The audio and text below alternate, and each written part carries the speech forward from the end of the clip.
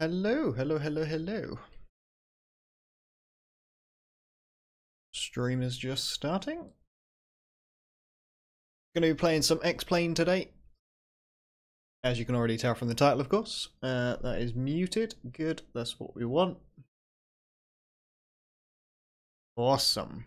Doing some flight sim economy today. I've got an all-in flight on a 737. That means all my costs are paid for. I just turn up and fly the plane, essentially. Right, let's get some music running. There we go. Hopefully the levels are right. I imagine they will be. I'll take a second to listen to it here.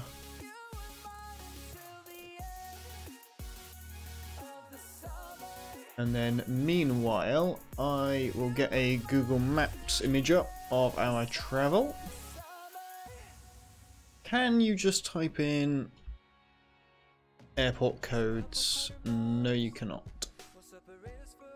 So we are going from KHRO, which is Boone County in Arkansas.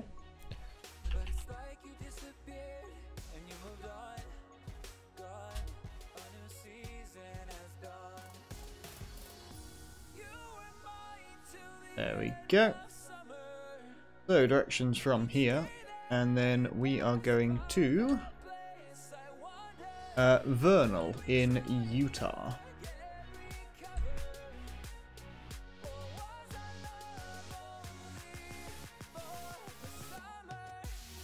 Alright. And according to this, it's an 8-hour flight. I hope it's not going to take me 8 hours. It shouldn't do in a 737. Let's get this showing. Make sure there's nothing on my screen that shouldn't be. No, we're all good. If we go over here, there you go. So that is our route today. So we're flying from here, I think. That might be the wrong airport actually, but we're flying from somewhere around this area. And then we are going over to Vernal, which is just there, Vernal Regional Airport. I will show you the flight plan that we've got today. So that is our routing. They don't have SIDS or stars at these airports because they're too small. So it will just be a case of going direct to them as and when. And then looking at our winds, it's going to be a nice easy takeoff, 010 at 3 knots. So we're going to be taking off of runway 18. And then our landing is 270 at 4 knots. So I think there's an RNAV for runway 36. So I'll just come in on that. That's pretty much our routing. Don't think there's anything else I need to show you, so let's hop back into the game.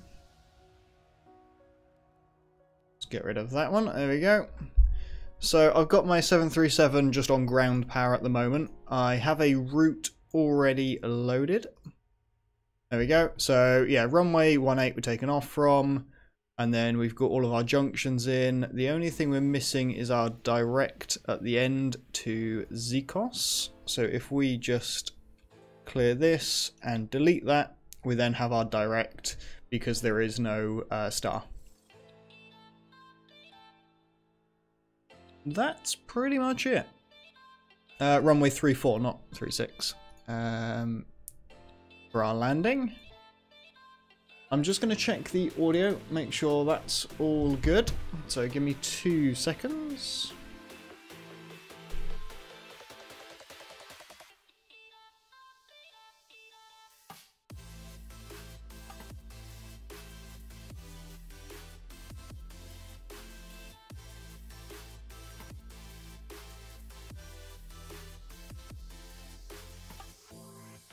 We will take off in just a minute here. Right. What do we need? Firstly, we need to get our APU up and running. Okay, all good. Rightio then, so let's get rid of our navigation page. We'll hop over to our center console. Oop. First things first, we'll get our battery turned on, or the standby power just turned on to auto. Sorted. Like I mentioned, we are on ground power, so we should be able to start the APU no problems. Let's get that turned on and start. And then we can see the APU coming online. And then once it's stabilized, we will pop on the APU gens and disconnect the ground power. We'll go ahead and get our hydraulic pumps on. We'll get our probes heating, and we chuck the yaw damper on so we get rid of all of our orange lights, which is what we need in this aircraft. Emergency exit lights are armed. Good, that's all we need. We'll get our logo on and our position to steady. We don't need the anti-collision just yet, but we'll get our wing and wheel well lights turned on. Let's get our bleed turned on so we can actually start our engines. That'd be kind of useful. Before I go for engine start though, I am going to open up FSEconomy, log in and start the flight. There we go, so flight has been loaded. We've got 5,000 gallons of fuel. Let's just check how that looks over here. So yeah, 29.6 tons of fuel. Pretty good. Let's go for fasten seatbelts on. Because why not? Don't really need it, but we may as well. I've not started one of these in quite a while. So get our anti-collisions on. Seeing as we're starting the engines, we'll get our fuel pumps turned on. All of that looks good. Yeah, let's set engine number 2 to ground. That should start it spinning up. We come down here, we can see our N2 rising. And then when this levels off around, it levels off around 50, but when we get to about 25, we will introduce some fuel. There we go. And then we see our N1 rise and our engine temperature rise. Start valve is off, so the engine is now self-sustaining, and we'll just wait for it to build up.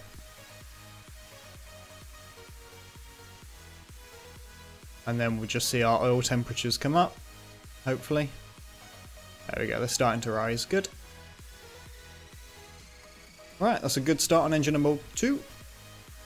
This has automatically gone back to auto, which is fine, that's just what we want. And now we'll get generator 2 running. We can turn on the bleed for generator 2 and turn off the APU now. Don't need that anymore.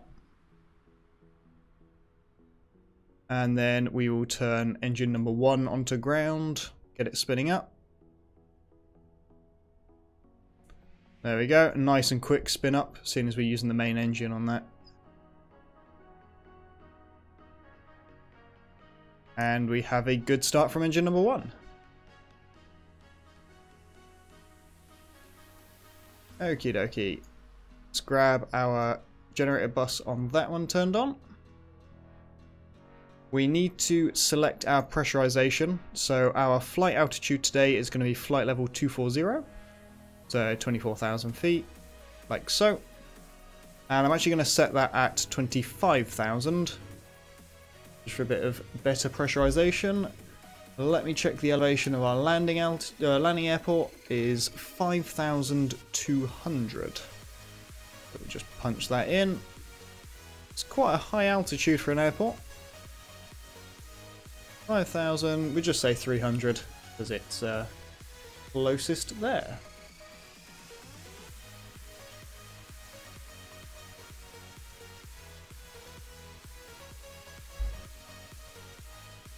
Right, I believe everything is ready to go.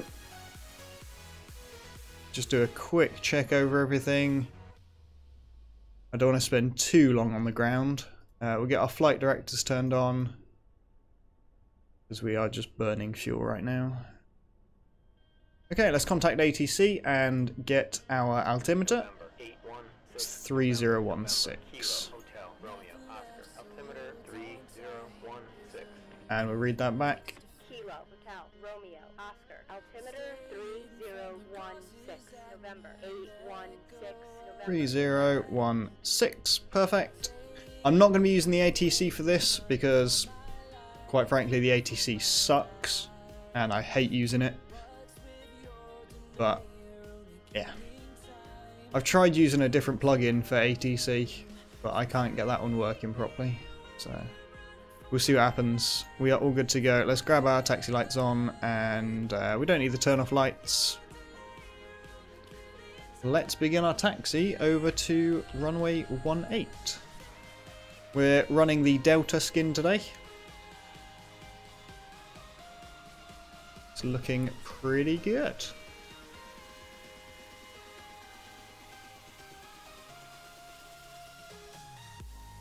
Grab a bit of power in here. There we go. Let's jump back in the cockpit. Takes a little while to get moving, this 737.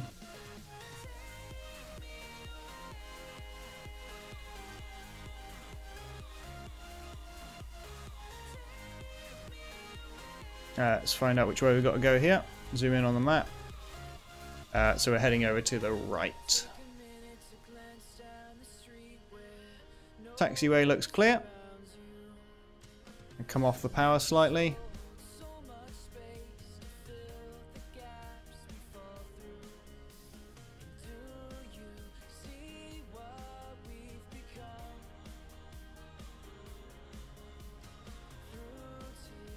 And let's get myself prepared for our takeoff. So on anti-skid set to takeoff. That's all fine. I don't need the ATC purely because I'm not going to be communicating with them. Bring our speed back down here.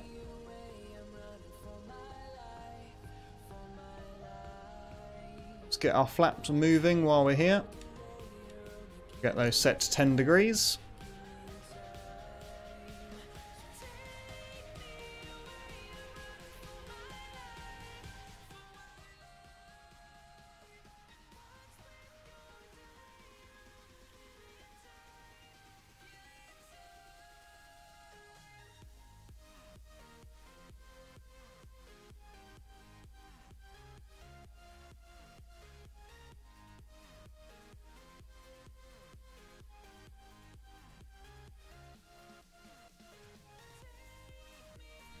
And then we're going to hold short here. So we have flaps extended, anti-skid set to takeoff. We want landing lights. We don't need our runway turn-off lights. We have generators, no blue. No, obviously apart from the ground power, but that's just a bug from the simulator. He's not talking to us, that's fine. We want our trim set to 7. There we go. And everything else looks good. We'll initially climb up to 11,000 feet on a 250 speed, seeing as that is our speed limit. And we are just going to let the FMS take over on the navigation. Right, we are good for takeoff. Final looks clear, and the runway looks clear.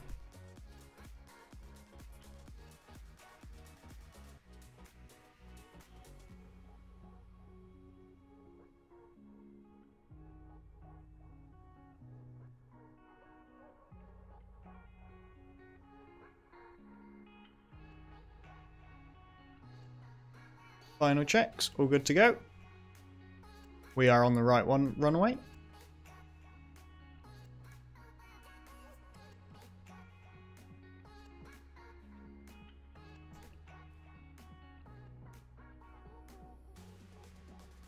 And takeoff power set.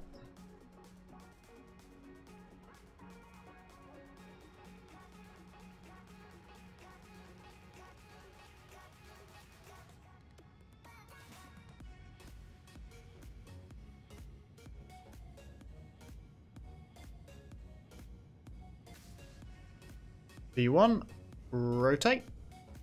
Up we come. And positive climb. Let's get our gear up.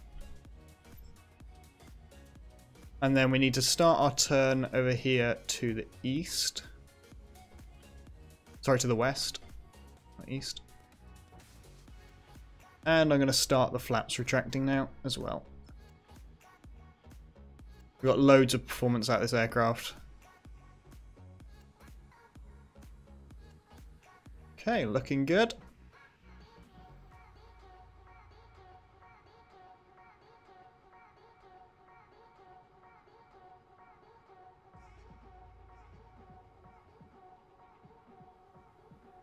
Quite a steep bank angle. Passengers probably would be a bit upset with this. But let's just grab myself back on track.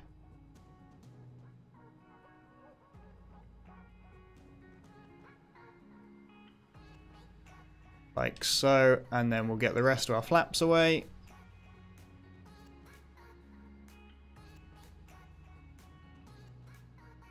And then we're going to arm the autopilot for speed. That's going to manage our speed to 250. And then we're also going to set it for LNAV and give it command.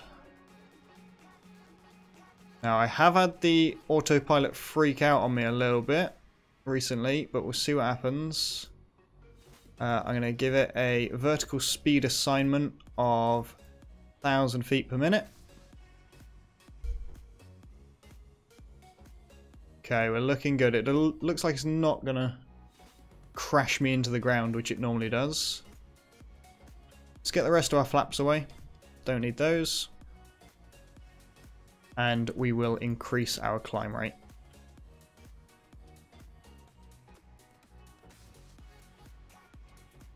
It's a rather foggy, misty morning. But hopefully when we get above the clouds, it should all be good.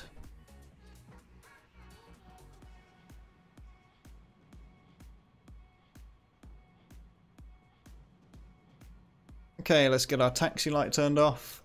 Let's get rid of our landing lights. And, oh, I forgot to turn my strobe on. Whoops. I knew I'd forget something. I haven't flown this aircraft in so long.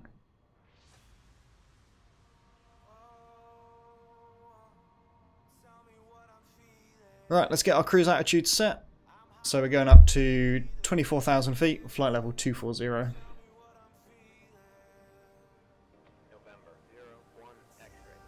I'm actually going to change radio frequency so I don't have to keep listening to this dude give people assignments. There we go. I really do not like the ATC in this game.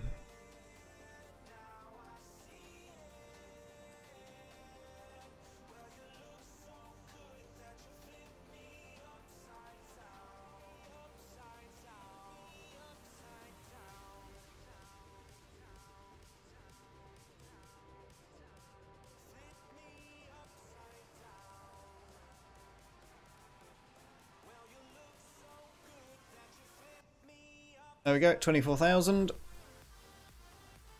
And let's actually go for a level change. So the plane's going to try and hold us at 250 knots. Should do, anyway. And then get the max climb rate that it can.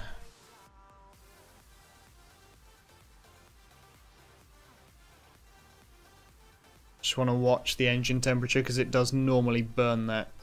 If I reduce the power, that should give it its maximum that it can use. There we go. You just have to reset your throttle so that it understands that that's its maximum.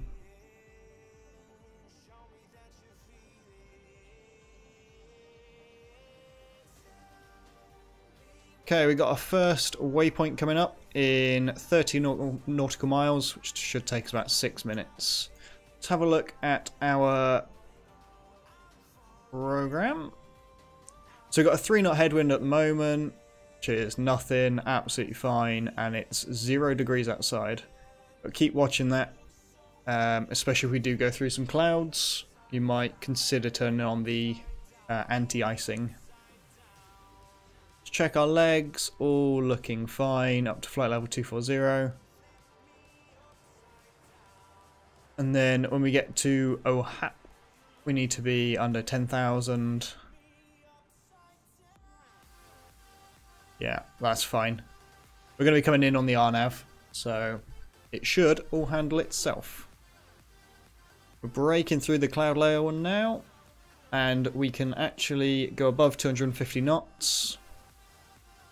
So we'll go up to our cruising speed of 300 knots.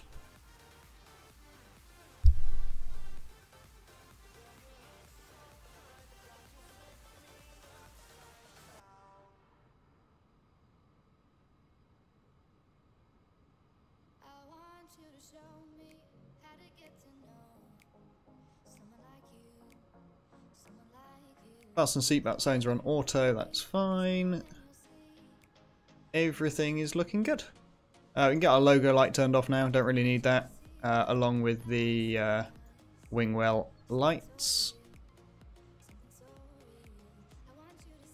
We're up to our cruise speed, so it's now continuing the climb. We've got a big weather cell over here by the looks.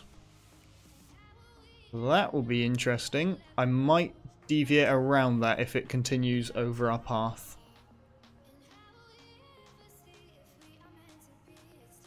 That's not going to be for a while yet, so let's have a quick look outside. The graphics in this game, simulator game, people get a bit funny. Yeah, absolutely love them.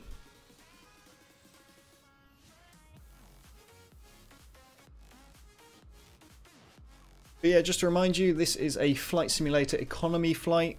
So this is an all-in flight, so I'm basically just the pilot, turn up, fly the plane, and they're going to pay me, I think, 7,000 US dollars for flying this plane for the pleasure of doing so. Whoa, okay, that weather system is massive. If that goes up as high as our cruise altitude, we may have some problems here. We are going to miss the red, but I really don't want to fly through the yellow either.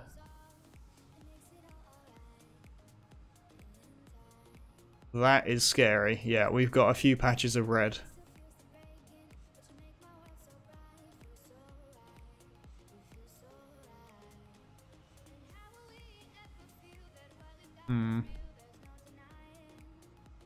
So our heading's going to be about, we want 275 ideally to scoot off to the left of that.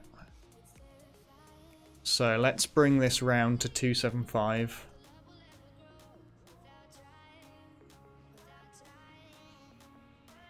Like so, and we'll do it with the heading as well. We'll go backwards. Okay, never mind, it looks like a giant mess all over.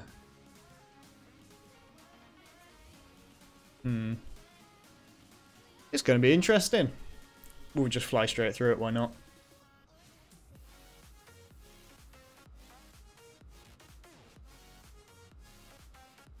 Outside air temperature is -18, so if we do get any precipitation, we'll turn on the anti-ice.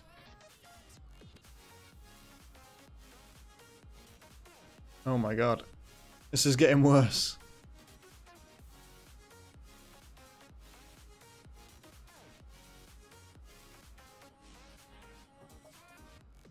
Does look like it's getting smaller though the higher we go. I might try and climb up out of it.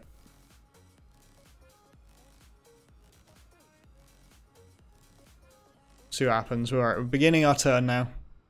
Towards.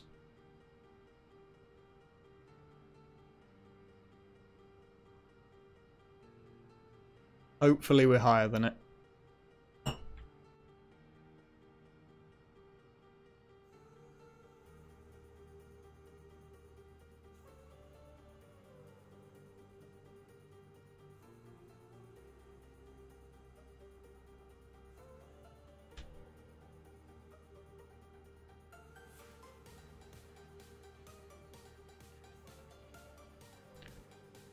I don't know if any of you guys have flown 737 through this type of weather before. If you have, can you let me know if I'm going to die or not? Maybe? Because this is quite scary. Let's get some of these lights turned down.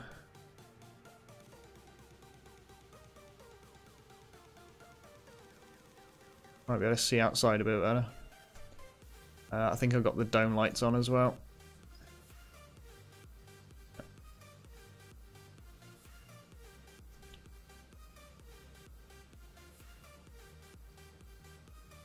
Okay, I could scoot around the left if I head on a course 260.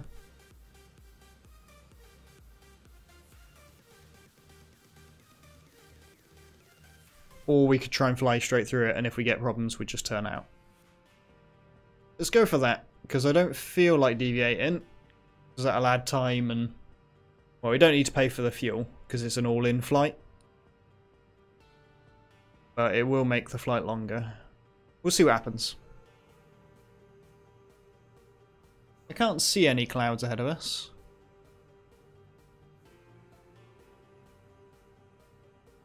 Not big scary ones anyway.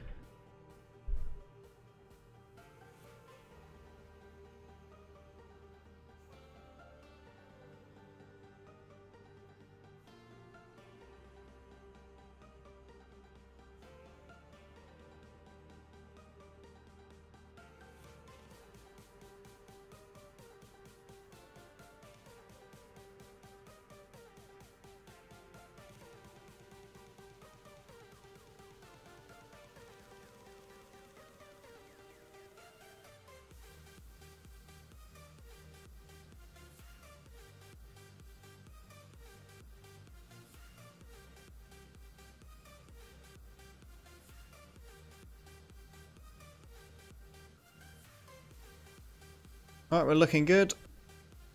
We're just approaching our altitude. Actually, no, we are bang on 24,000 feet. It's just this hasn't quite updated yet. 300 knots. Good to go. And we've got 52 nautical miles until we hit Coody. Let's have a look at our flight plan.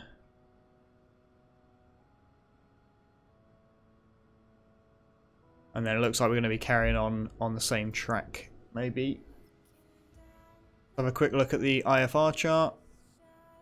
So, well, we took off from KHRO, come along to Razorback, Vortac, and then we should be on, yeah, J182. It looks like we're going to be on that for a while. Let's actually have a look at the winds at 34,000 feet. They are quite strong and it's still a headwind. Yeah, okay, let's keep it down low. Wow, 24,000 feet. Right, we're getting into the green now. It's very quickly going to turn yellow and then red. I'm not sure if that lightning effect is... no, that is definitely from the game, not from the music. Looks like we are going to get above it. If we start getting turbulence, I'll climb.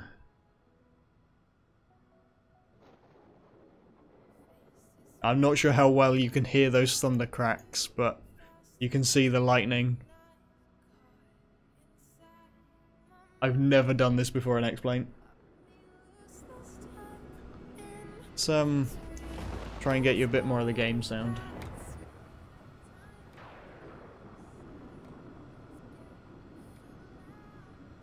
Right, let's try this. Okay, hopefully you'll be able to hear some of this now. Have a look at our map. Right, we are very much getting into the red now. We seem to be doing alright. It's where my wings just snap off and I fall to the ground.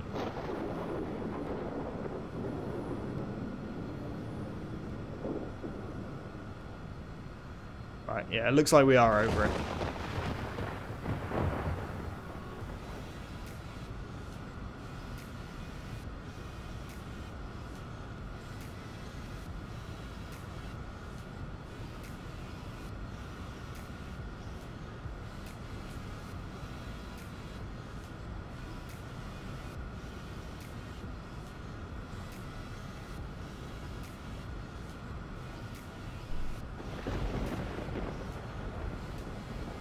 Right, let's see if we can get our estimated time of arrivals, if I can remember where they are. Yeah. 5265, so we got 57,000? Oh. So, we need... Oh, sorry, no. Yeah, 5265, yeah, that's fine. Arrival, so transitioning through Zikos, runway 34.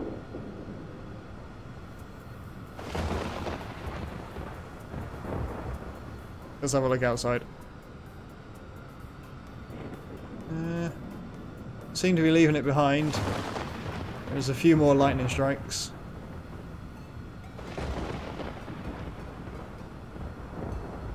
But thankfully, we are well above it. And coming out into the clear. Perfect.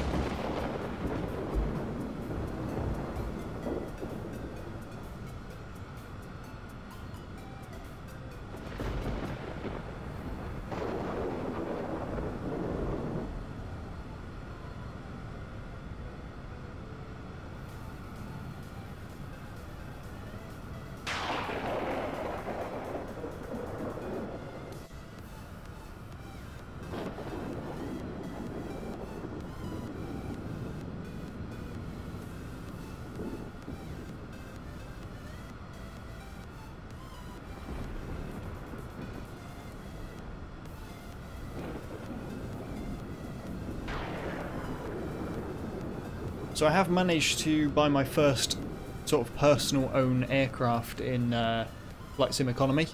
It's only a little Cessna 172, but it's pretty good. Last live stream I did, I was trying to save up for it, and yeah, we finally did it. I got the money, bought one. It's got, I think it's got everything attached on it, so all of the GPS, all of the instruments. It's pretty good. I'll do a couple of flights in that. I think it's going to be too late tonight by the time we get there. I didn't manage to find my estimated time of arrivals. Anywhere in here? I forget where they are all the time. Nope. Negative 30 degrees Celsius outside. Nice and chilly. Status, maybe? No. Anyone know where I can find the estimated time of arrival?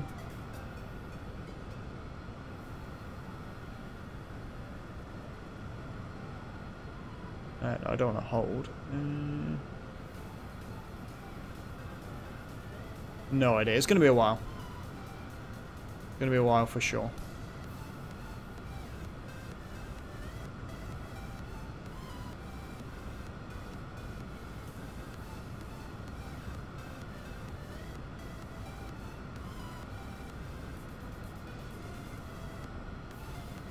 Everything's good, we got no problems.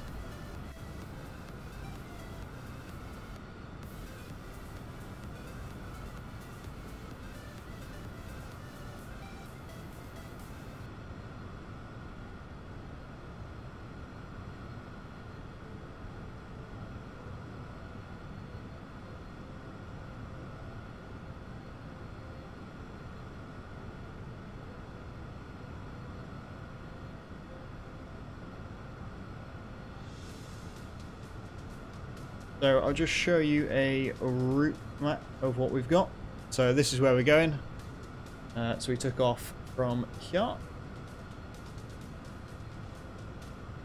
which is Boone County Airport, and then we flew direct to Razorback, and we are on our way currently to Coody. So we're somewhere along here, I would assume just over this river by the amount of time we've been flying. And then we are moving up, going north a bit over Kansas, and then we fly over Colorado, directly over Denver. Where is Denver Airport? Because I'm pretty sure it's massive. Can I see it? No. It's somewhere in there. Yeah, it's a massive airport. So that's just after the Goodland VOR and then Mika VOR. And I'm pretty sure when we get over Mika, that's when we start our descent quite seriously. And then we're going to be landing on runway 34. So we'll be coming in from the south and landing that way.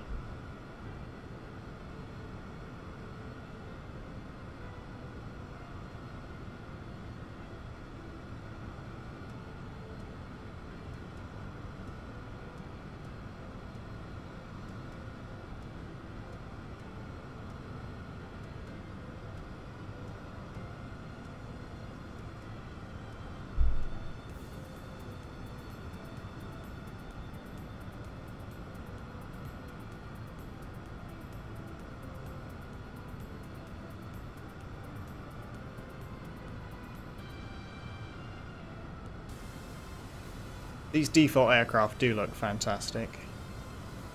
I can't wait till we get more aircraft from modders fully updated. And I've got the Dash 8 Q400. That's pretty good. It could be better on the inside. Have a look at our weather. We've got some more weather off to our right hand side. But we're going nowhere near that. And it's only green, so I'm not too worried about it. It does appear to be a cloud layer about our level, maybe just a bit higher. So we might get some little bumps here and there.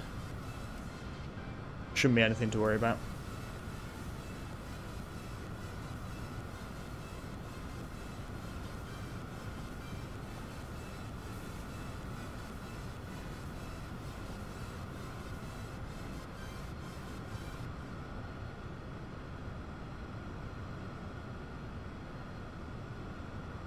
I'm going to go and bump our speed up to 320 knots and just see how the engine temperature copes with that. Hopefully it's not too bad. We'll see when we get up there. The outside air temperature being so low, we should be alright. Yeah, we'll just hold our speed at 320 then. Let's call up the Kansas City area control and get the altimeter. November 816, November 3012. Kilo, Bravo, Victor, Oscar, altimeter 3012. And then we'll read that back. Kilo, Bravo, Victor, Oscar, altimeter 3012. And then we'll swap frequencies so that we're no longer connected to them.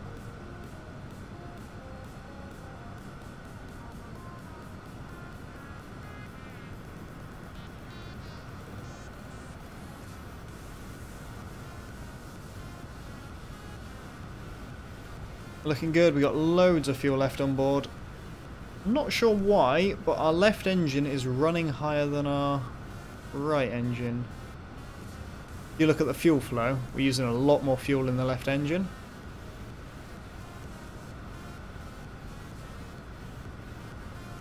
I'm not sure why that is, I've never seen that before. All temperature and pressures are fine. It's just it's using a lot more fuel and it's running slightly faster. How strange.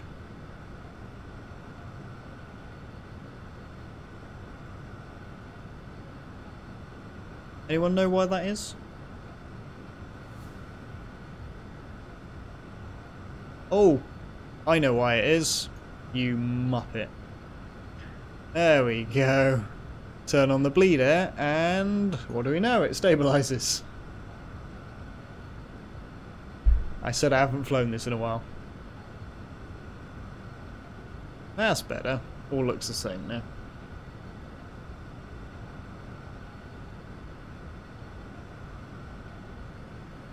Luckily the pressurization and everything can run on one engine. Otherwise we'd all be dead right about now.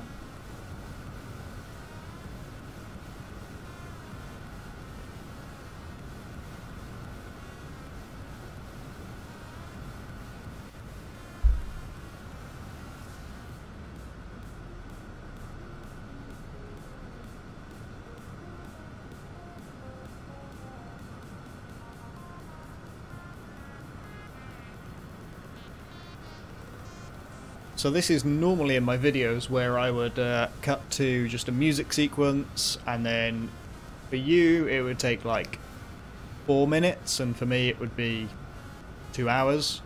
Obviously with a live stream I can't really do that, so it's just going to be a case of sitting here. I'm going to disappear and go and grab a drink in a little bit.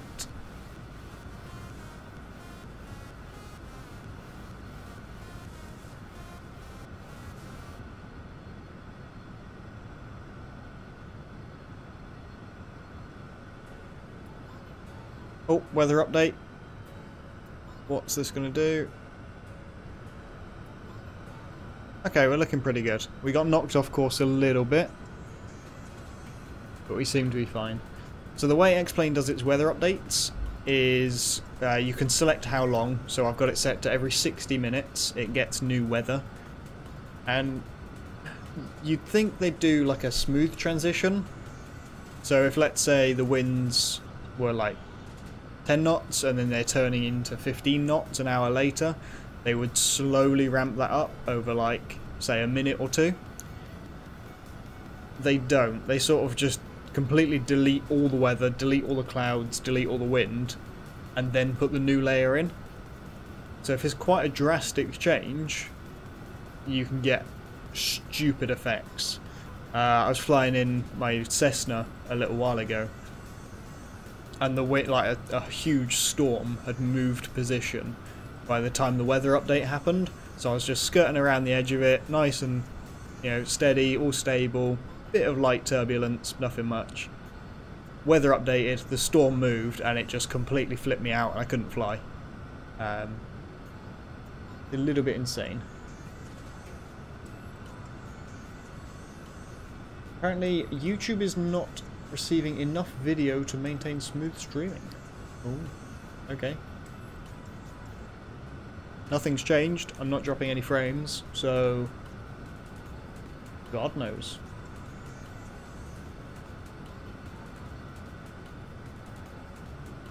It looks alright. No idea. If you guys get any buffering, let me know. I'll see what I can do. Maybe restart the stream. I don't know. Right, we're good on weather. We've got a bit more of a headwind, which is a shame. But no bother.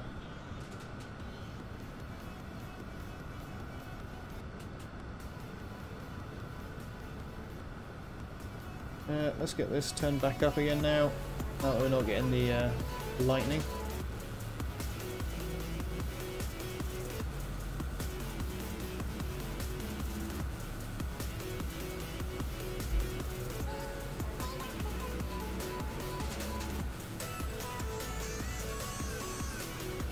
Right, I'm going to head off and go and grab a drink, so I will be back in a minute. I will leave you with the music and this beautiful 737 Delta skin.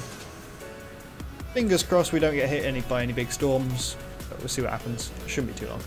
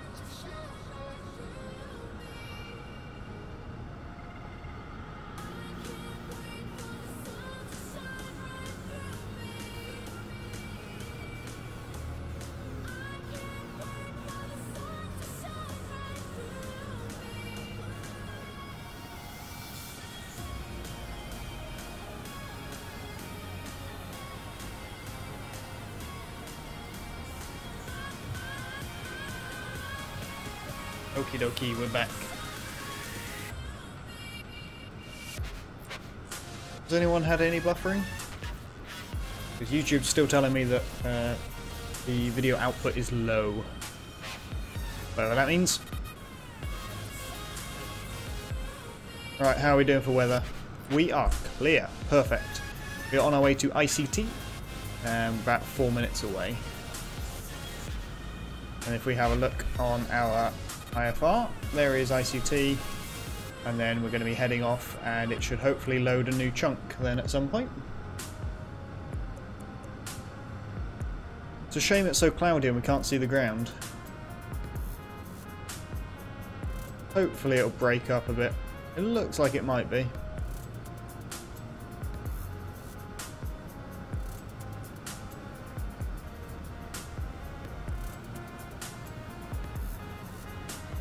Let's just check to make sure FSEconomy says that we're actually flying.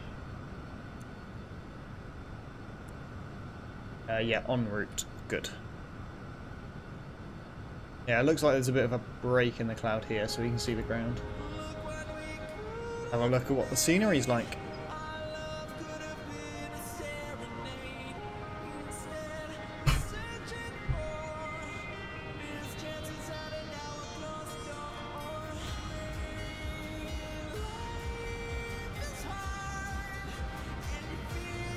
Let's give everything a check.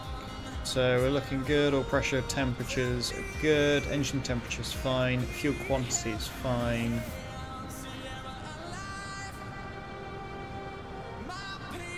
Fuel temperature is -20. Guess we could put the fuel heats on, if I can find them.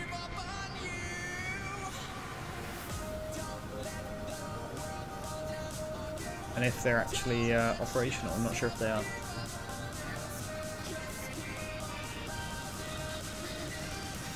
Any of this operational? So we can get the window heats on.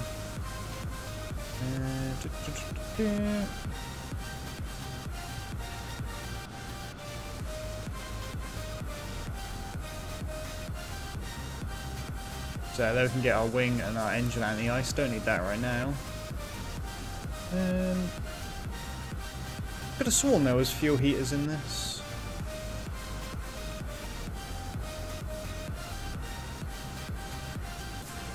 Maybe not.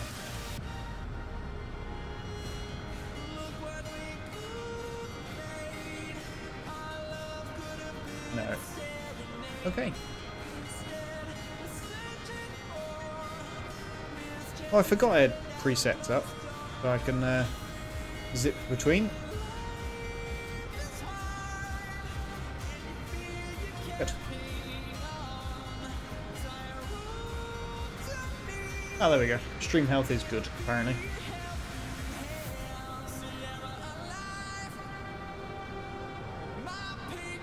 Let's just drop in and get the latest altimeter. November 01 X-ray. Papa. Y heading 200. Heading 200. November 01 X-ray. Papa. November 816. November 3011. November, Kilo India Charlie Tango. Altimeter 3011. Kilo India Charlie Tango. Altimeter 3011. November 816. November. Cool. And what time have we got in the real world?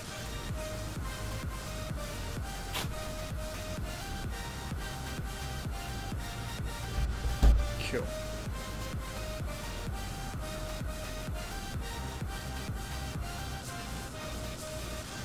Right, we're starting our left-hand turn over to Rascal. If we take a look at our map, and I'll let you see that.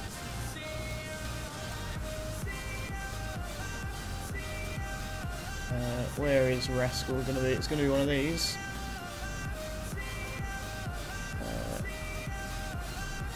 We've gone past that. Which Rascal? There we go. And then it's a short little hop over to Kirk, and then a long transit over to the Goodland VOR, and then we're on our way over to Denver. So not too long left actually. If we look at our flight, we're just up to here. So we've already done from, let's just, can you see that? Yeah, you can see it, cool. Yeah, we've gone this way, so probably about a third of the distance. November 01 X-ray. And Fly let's heading switch radio 350. channels again, because I don't want to speak to you. There we go, job done.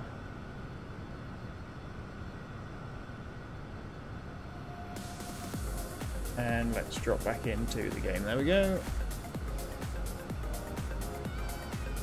So yeah, a third of the way and 54-minute runtime. I don't think I turned the stopwatch on. I didn't. Oops. Have we got flight time, please?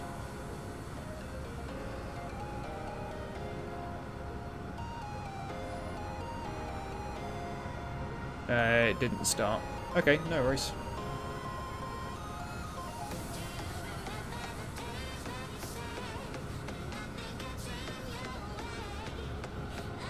I can't remember how long into it I started the flight. I don't think it was too long.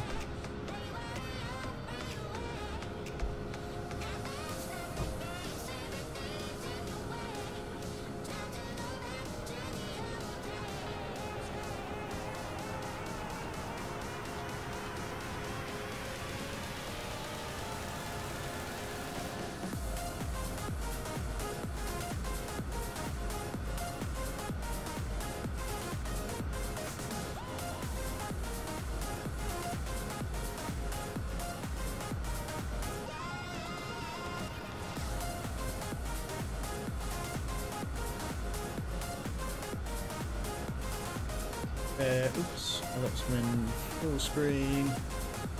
Oh, wait, please, thank you. There we go.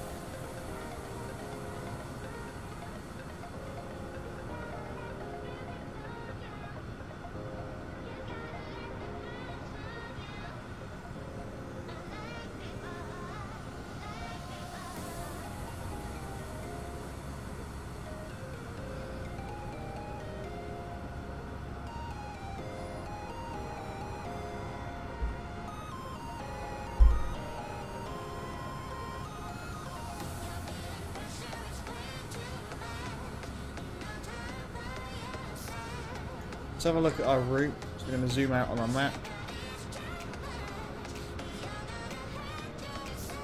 Yeah, so if that's at... what range are we on? Let's try and get around this corner.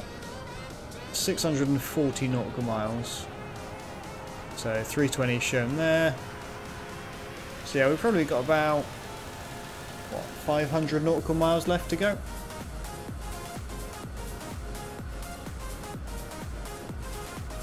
And we're travelling about 450 knots, so we can safely assume about an hour and 20 minutes or so. So if you're watching this as a video on YouTube, it's going to be a long one.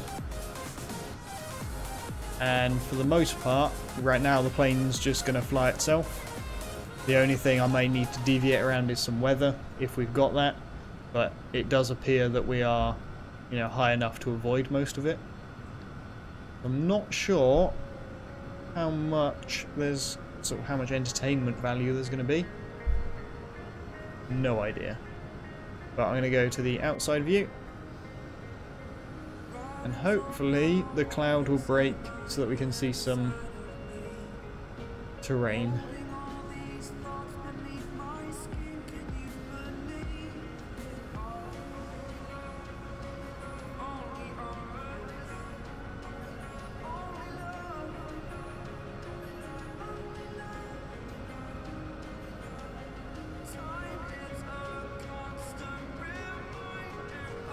These all-in flights are quite fun, because obviously you get to fly the big jets on FSEconomy, which I don't think you can actually buy one of these, or if you can, it's ridiculous money. But they really don't pay well. So I'm doing a flight, which is obviously going to take me a good few hours to complete, 2-3 hours, something like that, all in all, with planning and everything. And I'm only getting $7,000 for it. It really does seem like it's not worth it at all. See, I know that's pure profit, Whereas if you were doing a flight in your own plane or in a rented plane, you'd have to pay for fuel and landing fees, etc. But over a 2.5 hour period, you would earn way more than 7,000 in profit. Yeah, even if you're being slightly wasteful, you'll make more than that. So I think this needs to be balanced a little bit. They do need to pay more for these all-in long-range flights.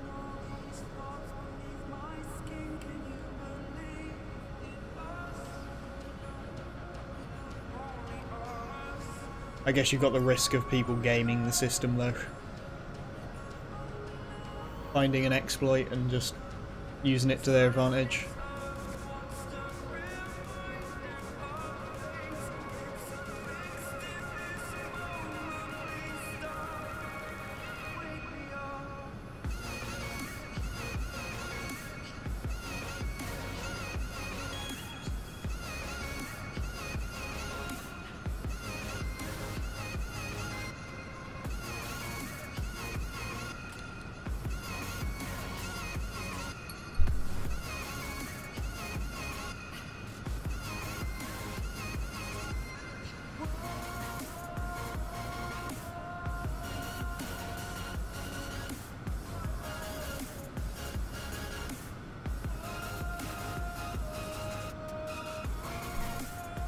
If they pay you more for flying someone else's plane, that won't be worth. Yeah, but you're not flying someone else's plane at this point. Actually, no. Yeah, I guess I see your point. You'll be less inclined to buy your own plane. But the planes cost so much compared to how much you get paid.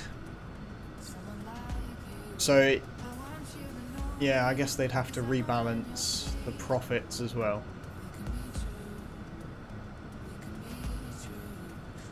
But even if they just brought it up to the same sort of profit per hour as you could get when you rent planes, that would be better. Because right now, if you're doing all-in flights, you earn so much less than if you were just to, say, rent a Dash 8 Q400 and fly a bunch of cargo around. You're still losing out on a lot of money.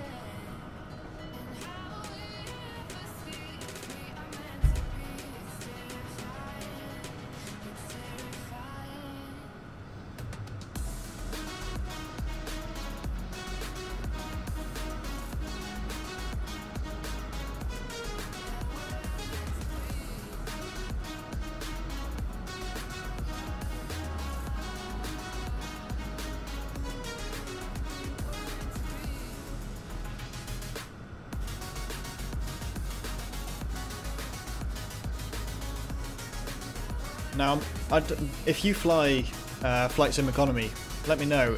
Is there a better way than doing assignments? Can you move cargo around for profit? Because I bought myself a little Cessna, and I'm doing passenger assignments, so taking 3 passengers at a time, sort of around local airports. Is there a better way? Do you know of one?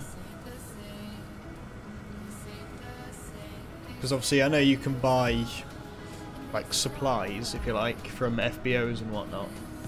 I've never worked out how to trade them for a profit, or if you even can trade them for a profit.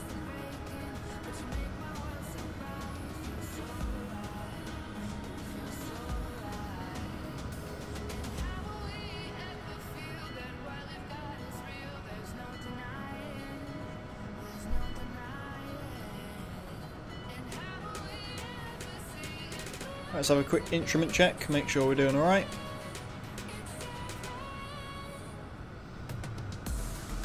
We're looking fine. We've got no weather coming up, everything's normal. We've got no orange, no blue. Good, and 23 tons of fuel left on board, which is more than enough. We're probably actually going to be quite heavy for landing, to be fair. It's going to make things interesting.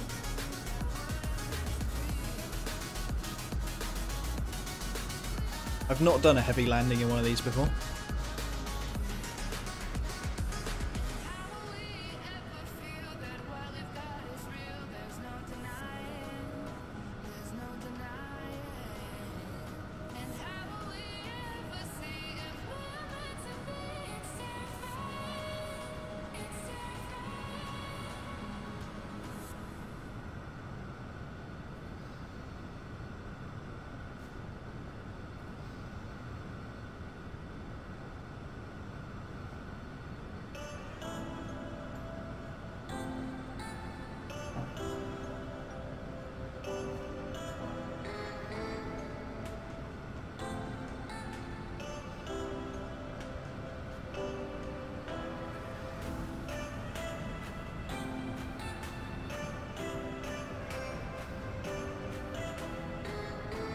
I do find it strange that the wheels, sort of the outside of the wheels, are exposed. I assume if they've modelled it like that, it must be like the real one. Oh, we can just see a glimpse of the ground. With Xplane's favourite circular farms that they like to put everywhere. I think that's probably the closest look we're going to get at the ground for a while. Considering this cloud cover is pretty thick. So we've got a 36 knot crosswind. A 33 knot crosswind with a 13 knot headwind.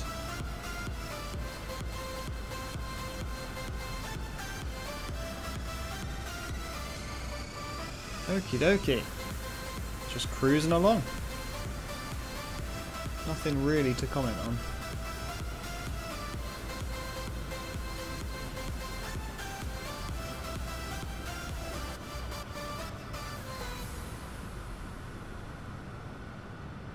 Alright mate, how you doing?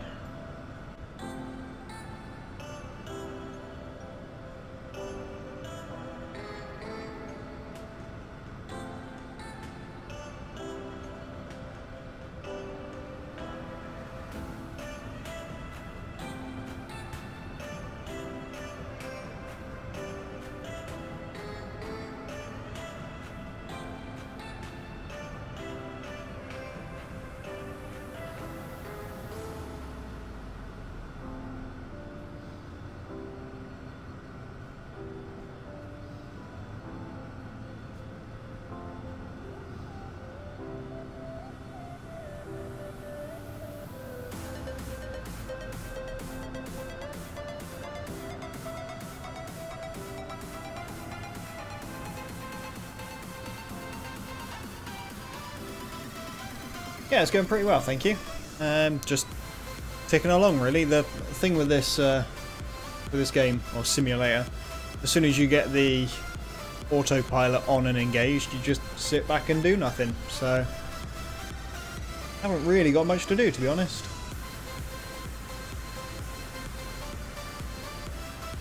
What are you up to this evening? Anything much? I assume you got work tomorrow.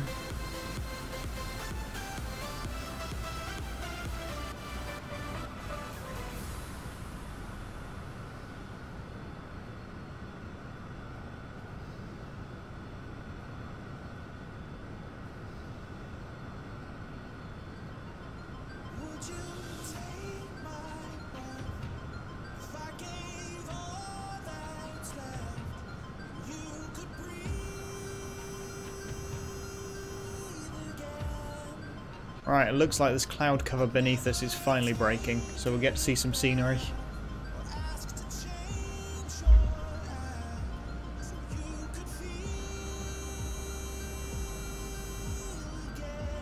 Just watching a film. Ah, fair enough.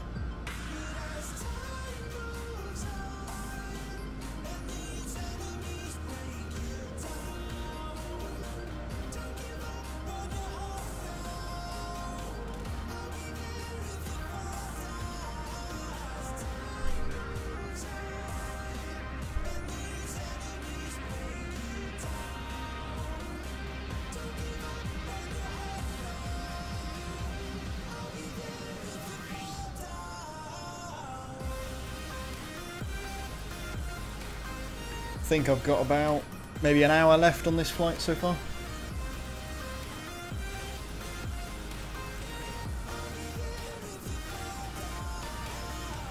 Depends how long the landing takes me.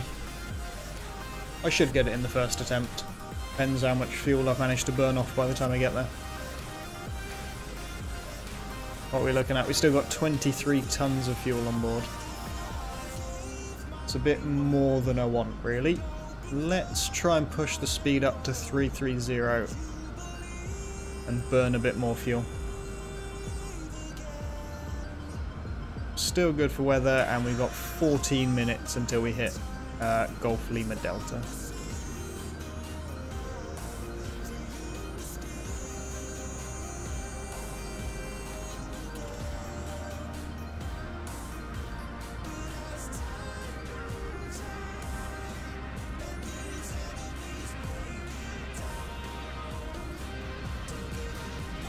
Still not really stressing the engines. Let's push for 340. I'm sure this is over the rated speed of this plane. Not sure what its maximum cruising speed is, but I'm probably right next to it.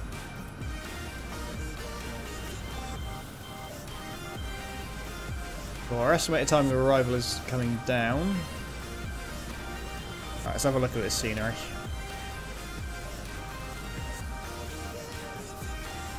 Just lots and lots of farmland.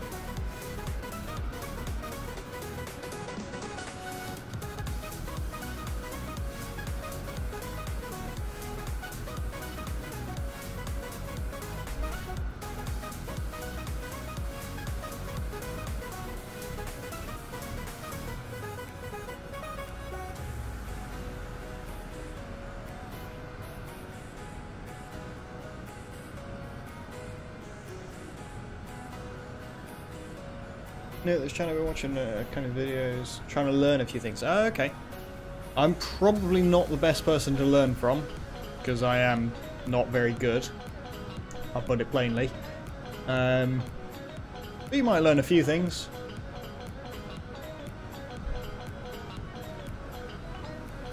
I've gone through most of, obviously, all the takeoff prep and everything. So you missed most of that. But advice, really, go to the Xplane website and read the manual for the FMS. That's pretty good. Oh, hang on. I've got a discontinuity. Didn't see that before I took off. Let's get rid of this. There we go. I have to keep an eye on that. We need to start our descent soon. Actually, no, not soon. We've got a long way to go before that. 2 hops, and then we'll start our descent.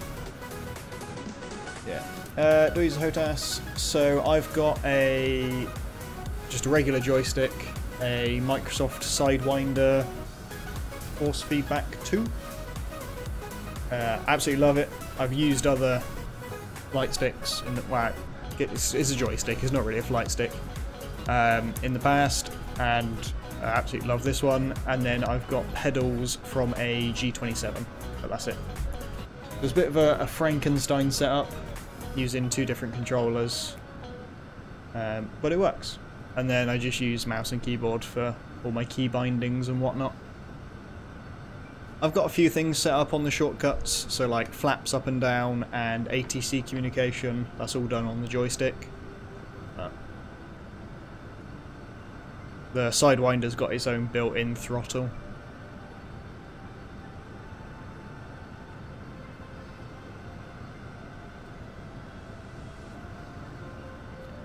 But the electric force feedback on it, the force feedback motors, are amazing.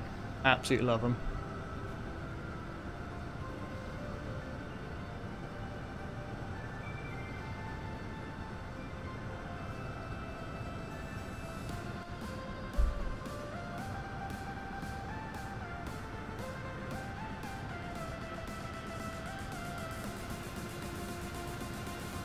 I've been looking into getting the Cessna yoke that's available on the Xplane forums on their website. I don't know.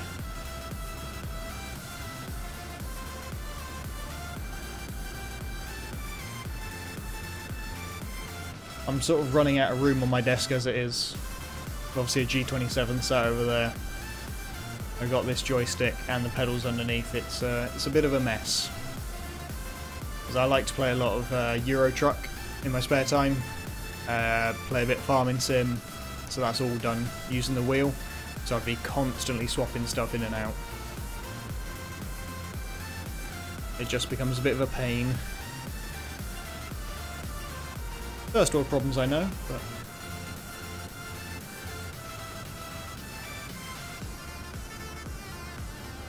Alright, let's check how we're doing. Again, no weather to worry about. We are burning fuel away nicely, which is what we want, because I want to be as light as I can be for my landing.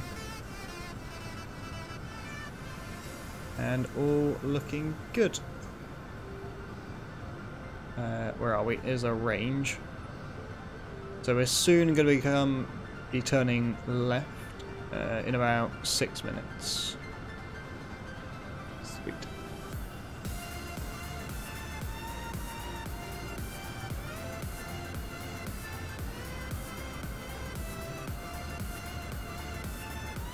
The oil temperatures and pressures are good. I should probably check the pressurization actually. How are we doing? Cabin altitude 6,000 feet. Good. Perfectly fine. And everything up here is set correctly. That's good.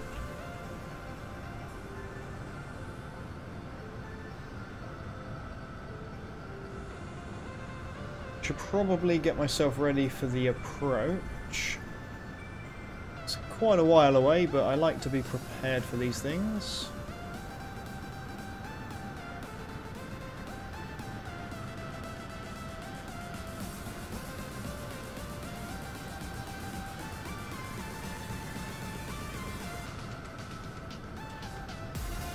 So if I bring this over here and show you the approach plate.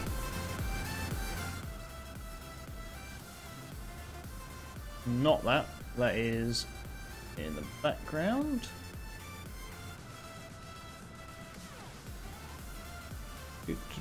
There we go.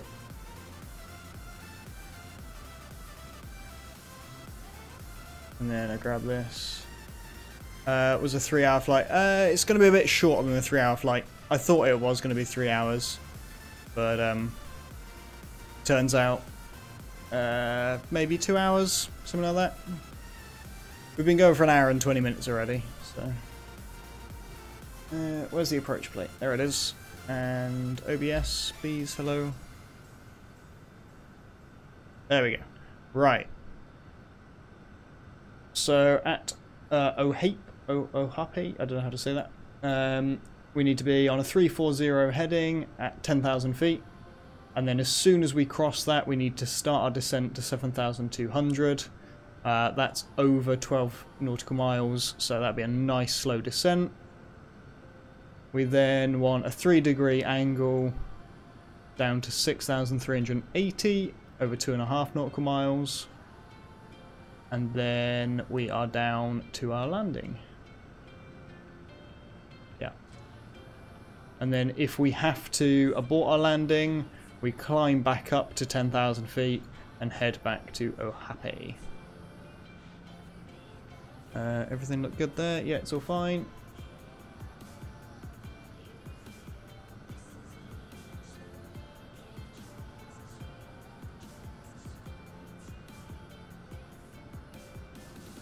Yeah, so our initial approach fix is oh happy, final approach fix is Riaj, and then we're good for landing. Hopefully shouldn't be too difficult. Yeah, with an approach course of 340, so if I get that plumbed in here, and actually let you guys see it, that would be useful, wouldn't it? There we go. We get 340 in there, and we'll also get it on our heading bug.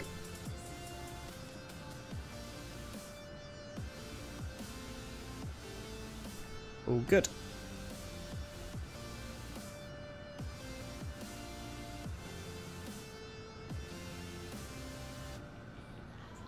And we will get the automatic weather in as well, which is 135,175. We'll get that set. So as soon as we get close enough, we'll start hearing the weather from it. But the latest METAR looks absolutely fine.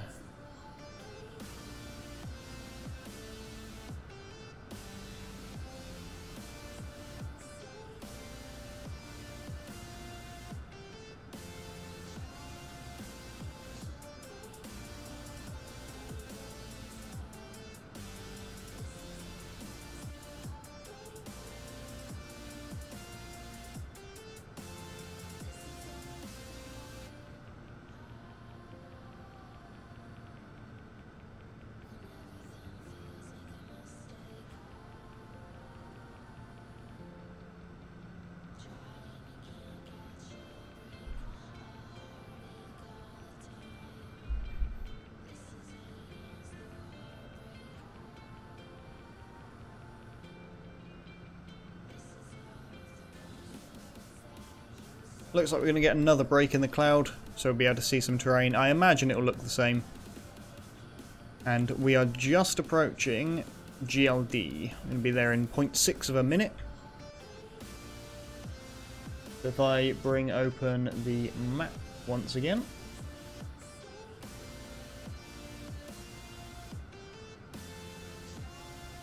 We are now at this waypoint here, the Goodland VOR. So we're just about to leave Kansas and transit over into Colorado.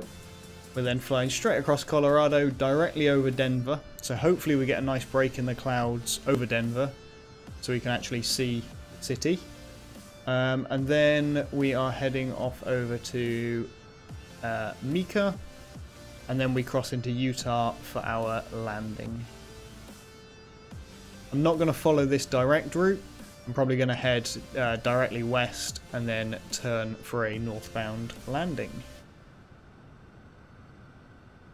Yeah, that looks about right. Good.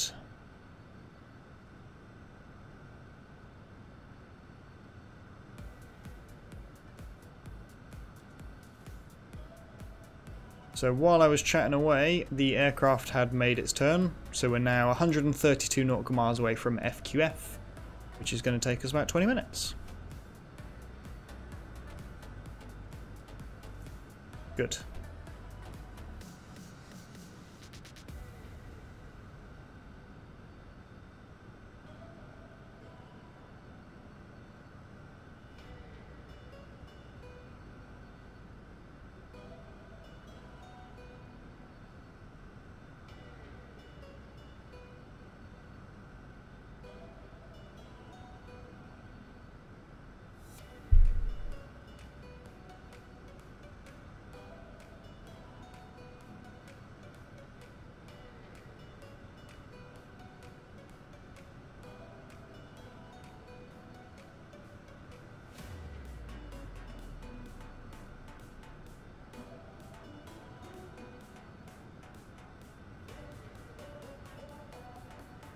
Yeah, so our current flight time, 1 hour 16 minutes. Good.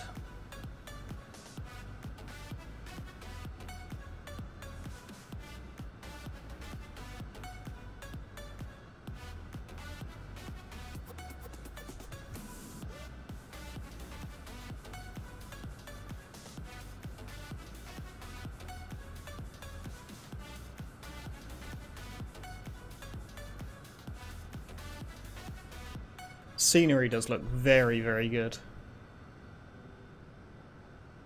No, I live in the UK. So sort of southwest UK. So all of these places in the US, I've got no idea where they are. My US geography is the worst. I thought Denver was right at the top. Obviously not, seeing as we're flying across it. Yeah.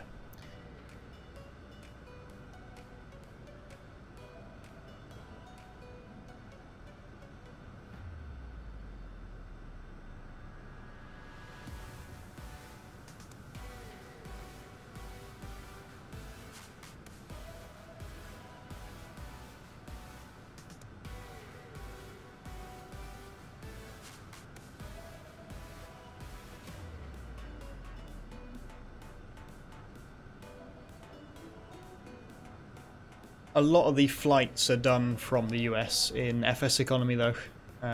They base it on like flight operations per month, I think it is, or per week. And obviously a lot of flight simming is done in the US. So it's just where the most people is. So they get the most operations, so they get the most assignments. I've managed to do a few flight sim flights in, or flight sim economy flights in the UK, but not that many.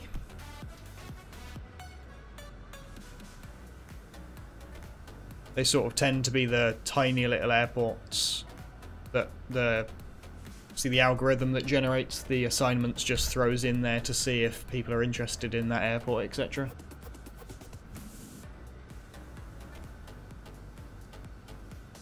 I'd love to try and get my Cessna across over to the UK. That would be one hell of an epic journey. I think I might be able to do it. Same about the UK, but yeah, Xplane. Yeah, no, the graphics in Xplane is amazing.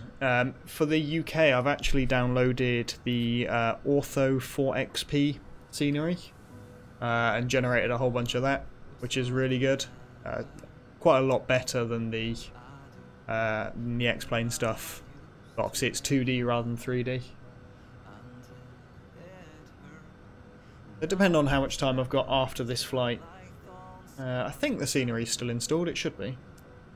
We'll have a look at that.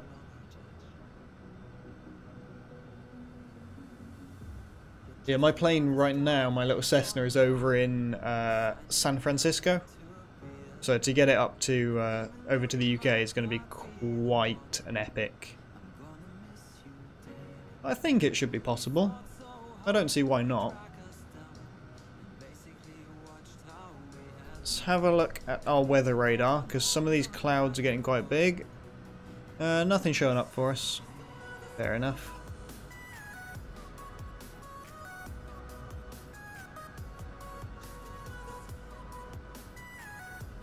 All good. Temperatures and pressures are fine. No orange, no blue. Good.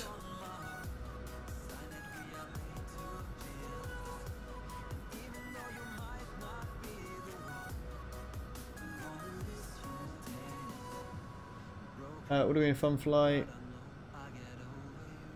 Oh, okay, yep. Fair enough. Oh, thank you for watching the videos. It's very much appreciated.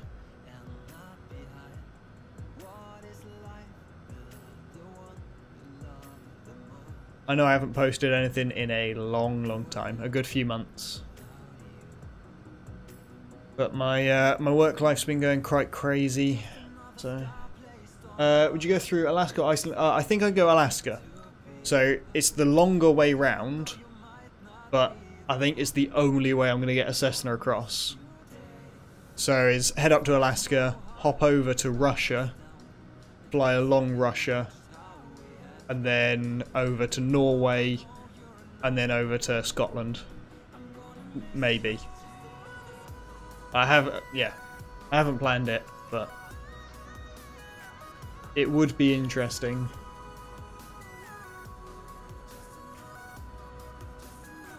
I guess I can make a series out of that. It would probably be pretty boring though, just watching a Cessna at 10,000 feet for what? That would be at least a good few thousand hours. No, a few hundred hours. 1,000.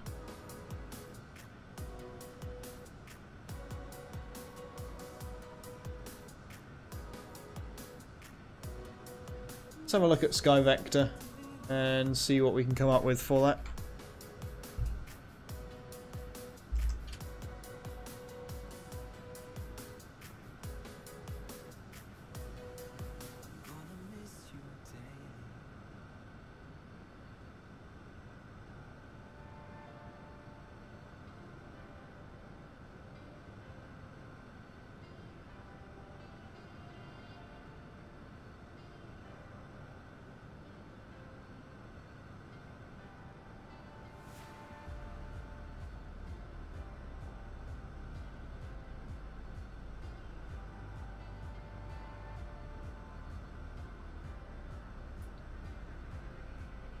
So yeah, right now I'm in KSAN.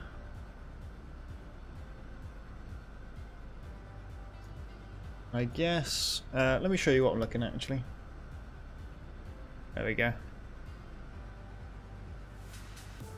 So I am down here somewhere, I think. Again, my US geography is real bad. These are all just weather stations. And for some reason the search isn't working. Come on, show me KSAN please. Let's try refreshing it, see what happens. There we go. Which is San Diego International. So yeah, I'd have to head way up the coast before I can even do anything.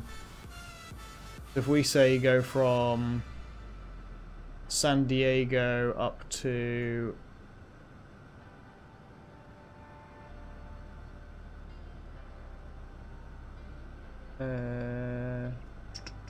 how far can we go? Go for World VFR to CBBC. Let's have a look at that. That might even be too far on its own. So that, yeah, so that's 1,200 miles. So I can't do that in a Cessna. So it'd have to be tiny little hops all the way along. Okay, I'm going to do some planning on that. Let's not have that shown.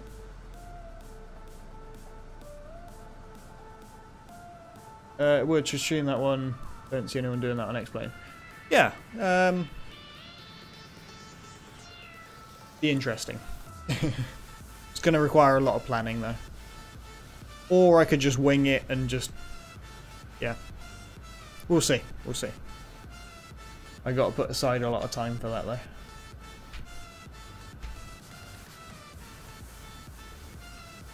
How are we doing then? All good. All good. And we have 20 tons of fuel remaining. Let's clear off some of this rubbish on our flight display. We're still on a massive zoom, I think. Yeah.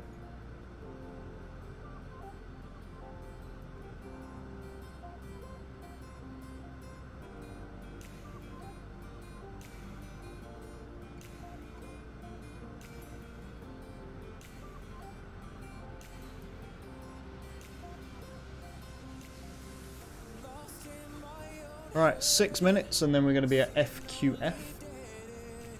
So let's check in again with our map. So FQF is this one, I would assume. Falcon. Yeah, so we are going to be over Denver in about 6 minutes time.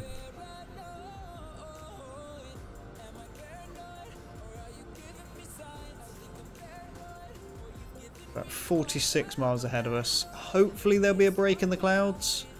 We've got some clouds above us coming up, so we might get a bit bumpy. Hopefully, that'll be quite fun. We've had a relatively quiet flight, to be honest. Nothing's gone wrong.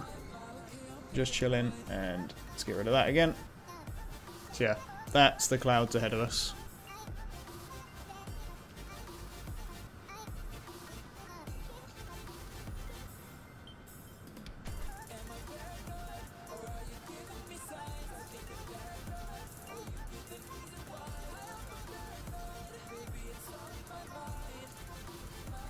I'm not sure if I'd be able to stream that entire journey. Because of just how long it would be. I may need to just do a video and cut bits out, cut long chunks out. Because it'll be the case of... I'll do it in Flight Sim Economy, obviously, so that I can see my progress and track it and do it that way. It'll be fill up with as much fuel as I can carry. Probably take an assignment if there's one going in the same direction as I need to go, and just do assignments all the way up. And if there's no assignments ready, then I'll just fill it up with fuel and fly it. And then as and when I need to gain more money, I'll just do a couple of flights like this, and I'll stream those. Just to fund the actual process of getting my plane across. That's probably the best way to do it.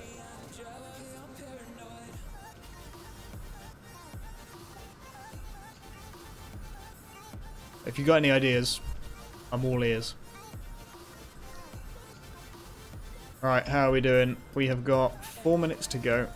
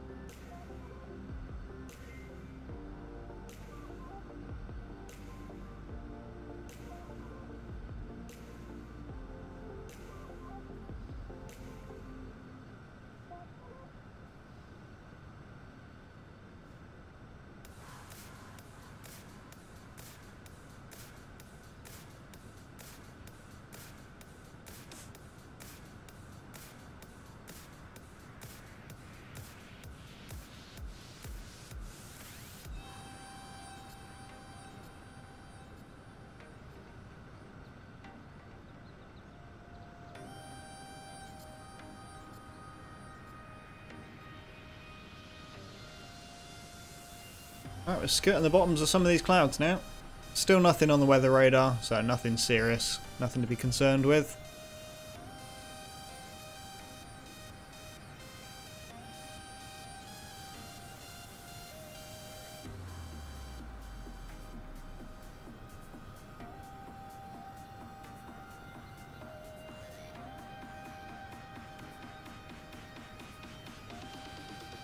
Are we over Denver? We are over Denver. I was hoping for a break in the cloud. Yeah, we're going to be over FQF in 2 minutes time.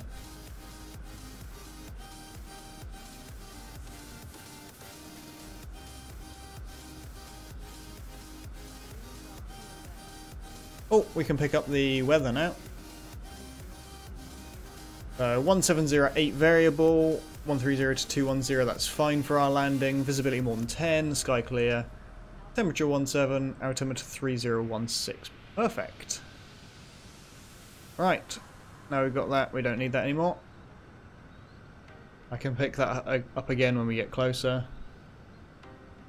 should we need to.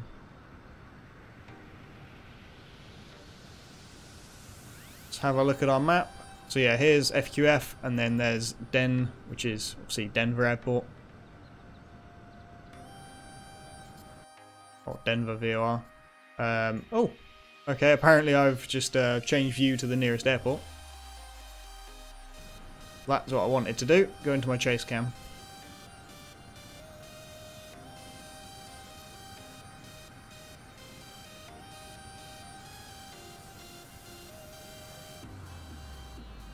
That looks like a city over in the distance.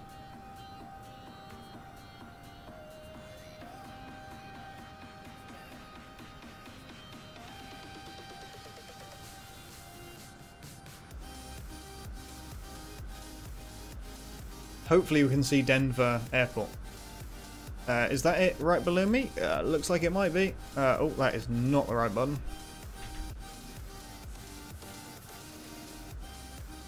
That is an airport. I'm not sure that's Denver International.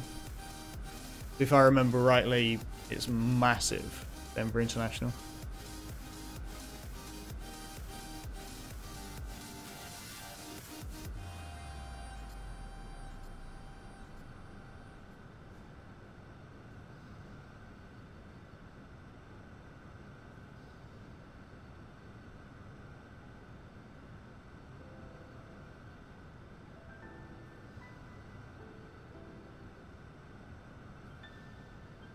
Right, beginning a right-hand turn.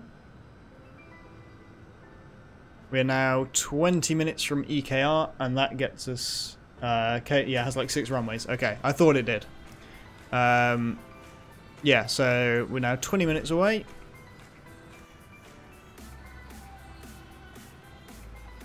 Whoa, come on, game. There we go. It's probably loading in Denver International. Let's have a look at our map quickly. Look at the VFR sectional. Yeah, so it's up to our north. So there's the runway. So 1, 2, 3, 4, 5, 6 runways. But we might see it in this break in the cloud. Oh, there it is. Just as the weather reset. Just caught a little tiny glimpse of it. It's a massive place. There we go. There's some of the runways. Just appearing out of the clouds.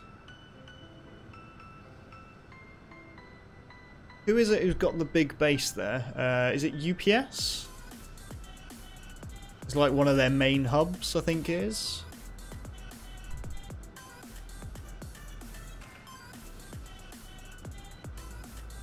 I think it's UPS.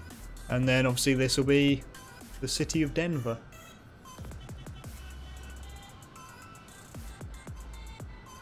Massive place.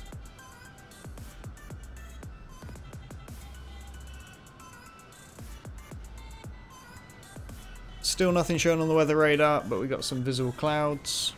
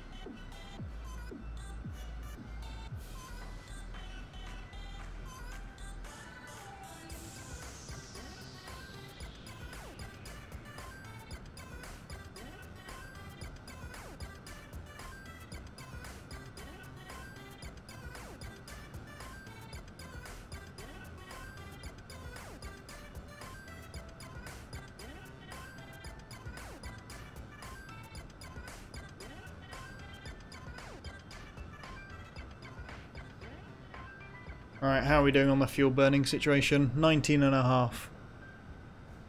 Still going to be a heavy landing. It might be FedEx. Oh, okay. Oh yeah, is it FedEx? Let's have a look.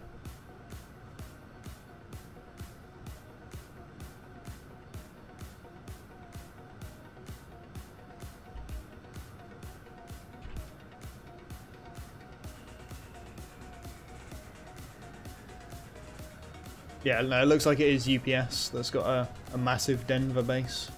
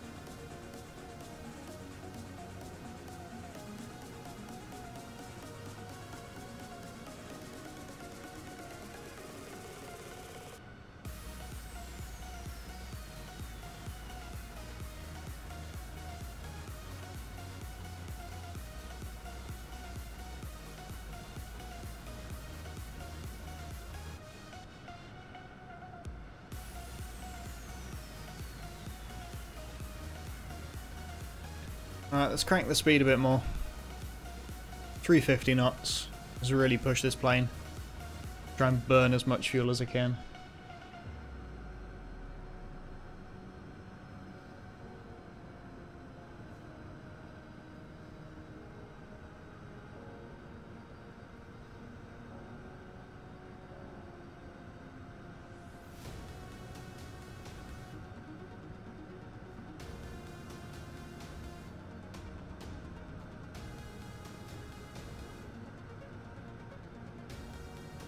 So 350 knots, we've got 14 minutes to go until EKR.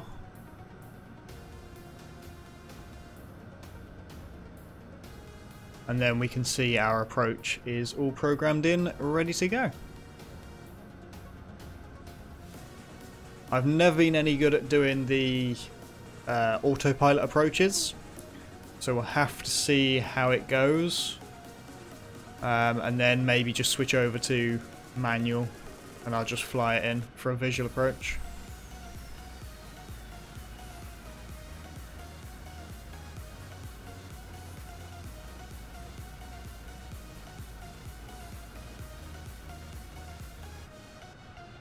It's loading something. It's a shame we can't see these mountain ranges. Silly clouds.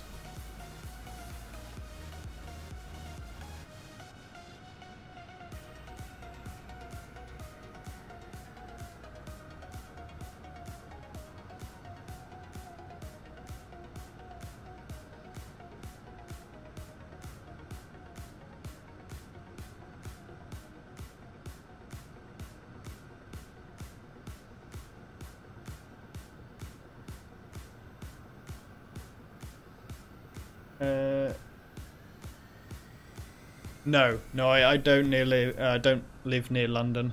Probably about 60-70 miles east of London-ish. Yeah, thank God no one got killed. It could have been so much worse.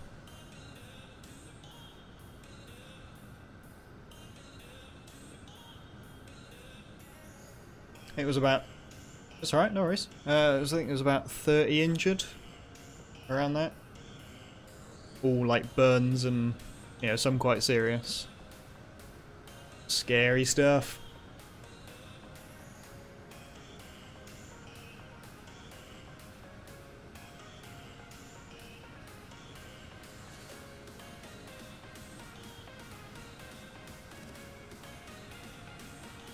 I think more people got injured in the actual stampede after the blast went off. Because most people didn't know what was going on. They just saw a whole load of people running off the train, and so they just turned around and ran.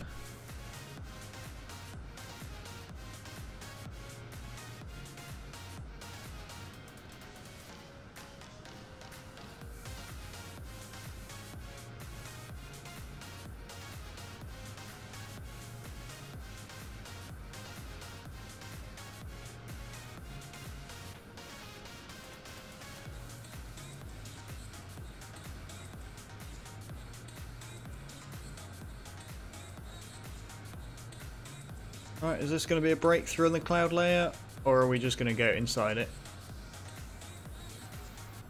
Looks like it's rising up and then dropping away. I'm actually going to get my terrain radar on and zoom in a little bit. Yeah, it looks like we're absolutely fine. I know there's some quite big hills around here. It shouldn't be anywhere near them at 24,000 feet, but just in case.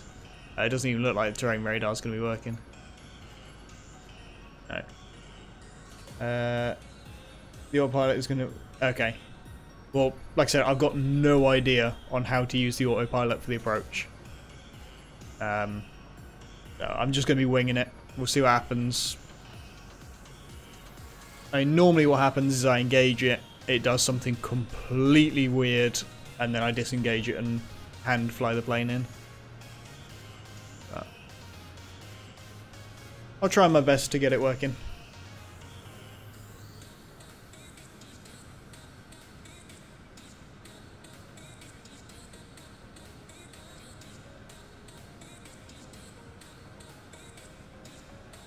We have a look at our legs. So from EKR to Zikos, which is our transition. So we're transitioning at Zikos, and that's a 62 nautical mile leg. So if we calculate that from our current speed, we've probably got about, what, 7.5 minutes from when we get to EKR until we start our approach.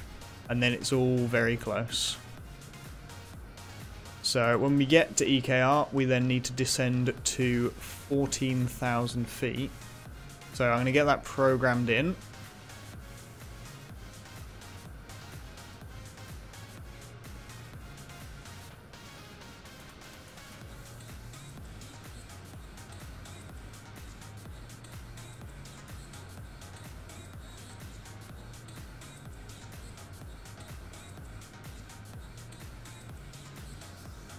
There we go, 14,000, it says in 15 feet, but we just go down to a flat.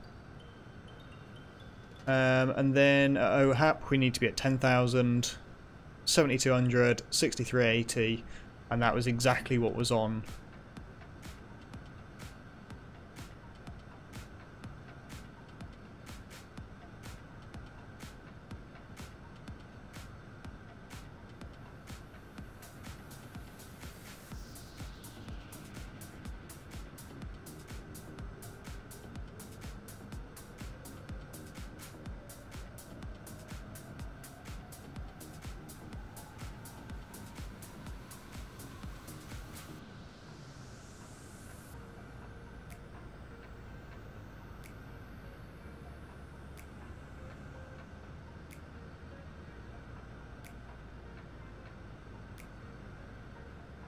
Sorry about that. There we go.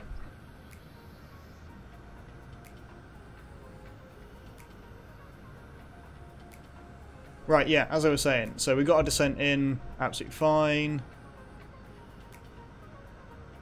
And obviously this seems quite high, but that's the altitude of the airport. It's 5,300, I think. So we'll be 300 above. Or actually, no, even 200 above, 3 nautical miles away. So yeah, we'll see what happens. Just got my tea delivery, so hopefully my voice isn't too broken tomorrow.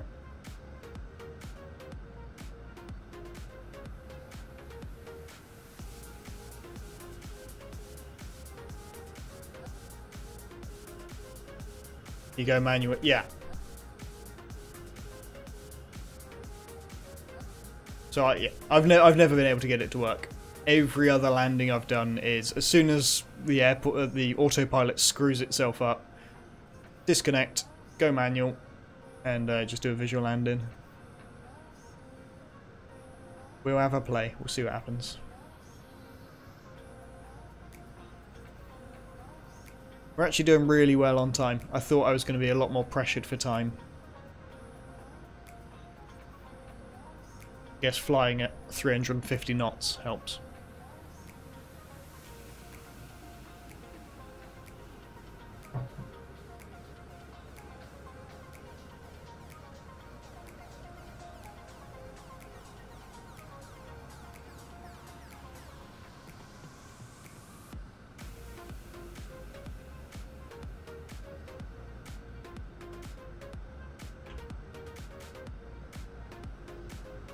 Right, we've got a little bit of weather developing off of our left-hand side, but it's no factor for us.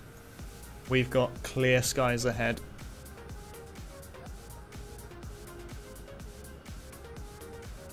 And we've got about 6 minutes until we start our descent.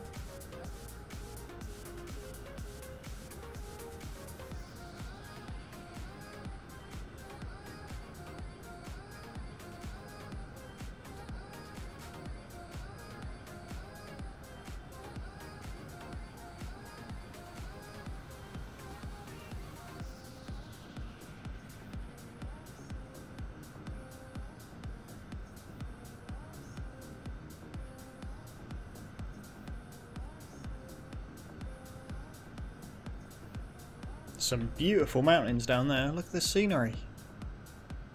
That is amazing. Awesome. Just going to leave that up there for a little while. It's like when I flew over the Lake District in my Cessna. Obviously, these peaks are much, much higher than the Lake District there.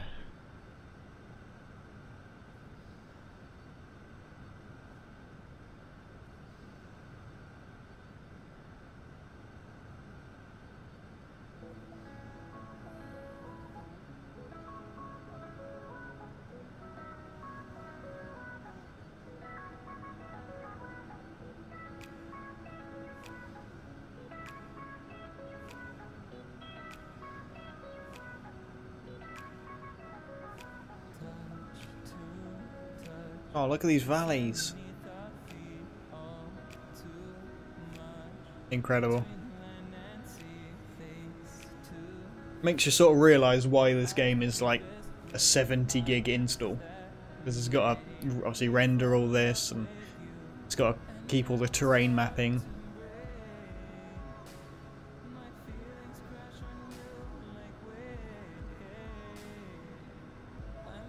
Oh, and there's the moon.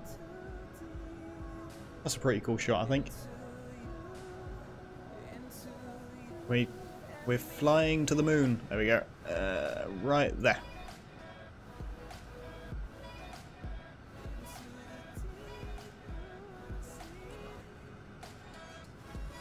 Just gonna grab a screenshot of that. Oh, OneDrive. No, bugger off.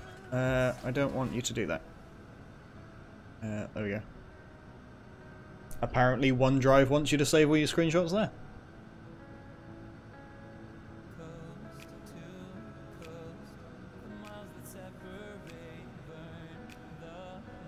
Right, how are we doing? 3 minutes. You can see it on our map just down here. We've got EKR. And if we have a look at our other map, if I can grab it quickly. There we go.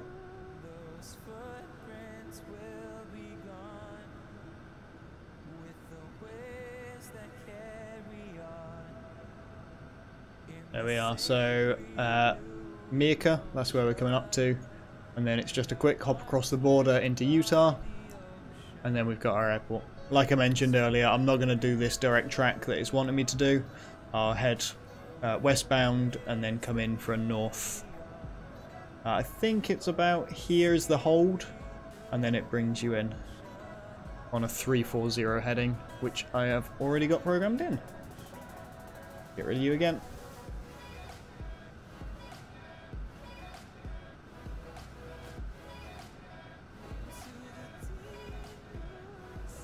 Oh, closed you. I closed the YouTube thing. Come back.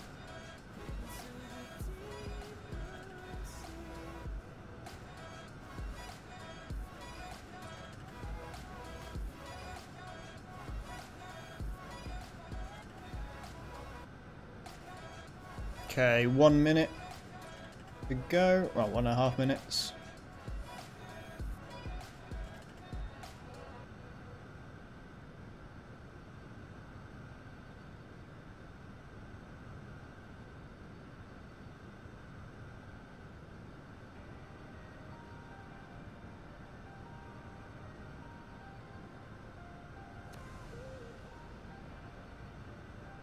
Okay, let's do some quick calculations. So I've got to be...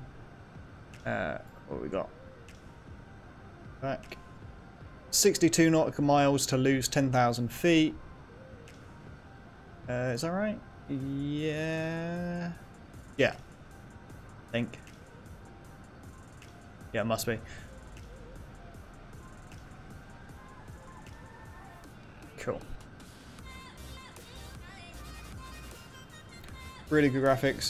Just yeah, in 5 years' time, it's gonna be absolutely amazing. But even now, they're really good. So, oh, we've got a discontinuity. I got rid of that. Why is that? Oh god.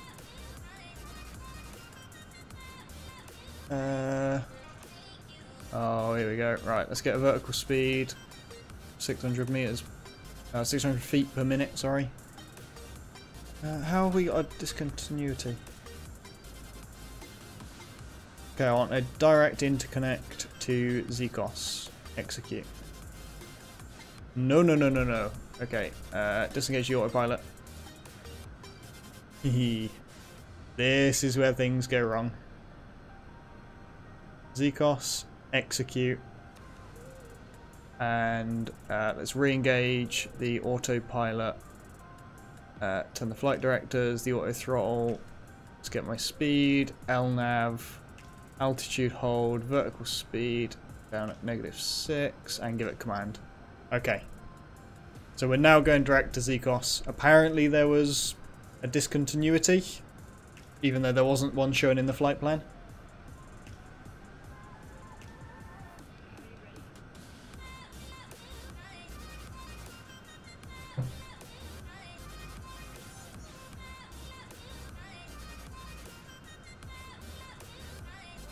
I'm going to try going on VNAV and see what happens.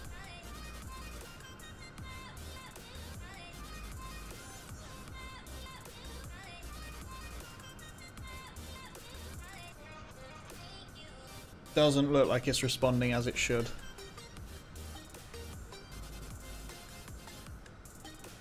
Yeah, let's come off of VNAV then, and we want 350 knots. And hold my speed there, please. And I want my -600 to an altitude of 14,000.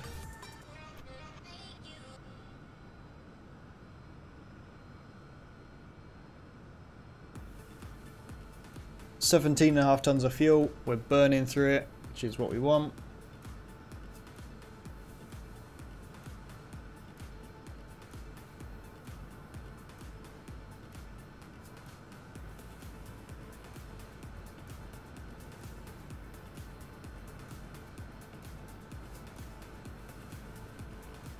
And in actual fact, if we descend a bit quicker, we can spend longer in the thicker air, which means we'll burn even more fuel.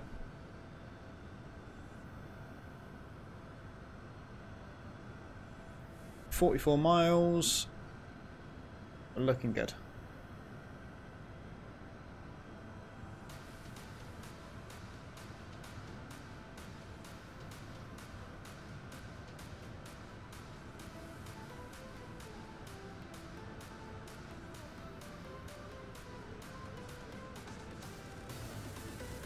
Actually, looking at that, I'm going to need to descend quite a bit quicker.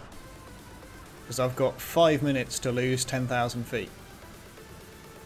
So we'll come down at 2,000 feet per minute. Which is quite a sharp descent. The passengers probably aren't enjoying this, but they can live with it.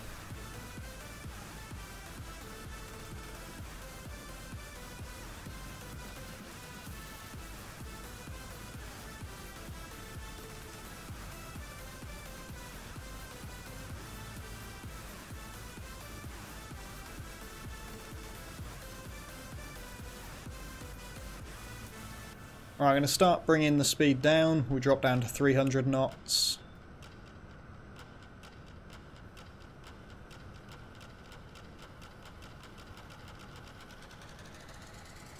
Just conscious that we are getting rather close now.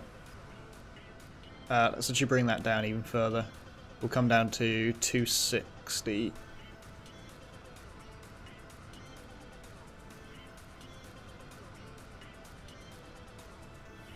We're about to go into Imc Conditions, so we're not going to be able to see outside.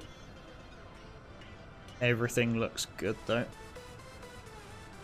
There we go, outside's completely invisible. Our pressurization is coming down, so the aircraft's not going to explode, which is good.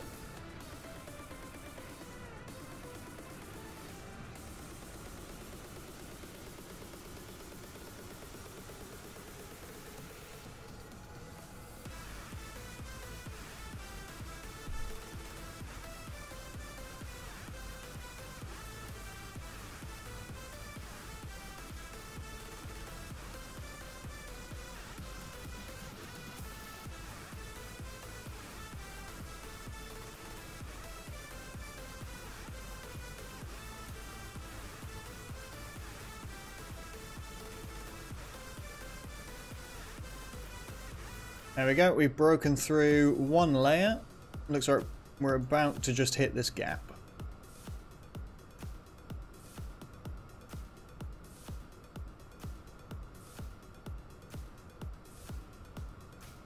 There we go, we might clip the bottom of this cloud, but that should be it for the cloud layer. Look at that nose down attitude. I'd be pretty scared if I was a passenger. Although I guess we are only, what, 2.5, 3 degrees nose down? That's not that bad.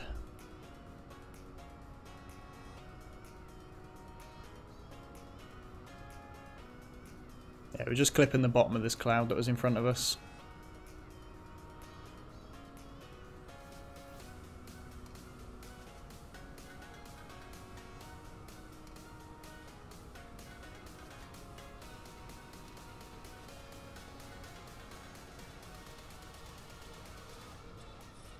Okay, let's just grab the latest weather. 2105, visibility more than 10, 10,000 scattered, 12,000 scattered, temperature 12, so temperature's dropped I think. Yeah, it was at 17 previously. 3015 on the altimeter. Let's get that dialed in. 3015, there we go. We're through the clouds.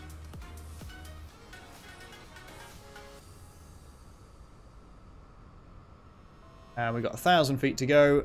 Heard that audible beep. And we're back into clouds apparently. Let's decrease our vertical speed, seeing as we've still got 14 nautical miles to go.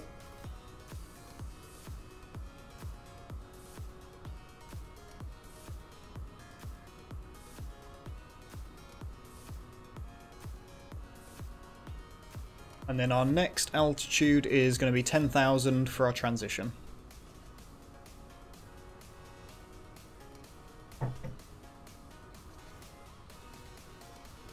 There we are, altitude is in hold mode, so I can continue to drop that now down to 10k.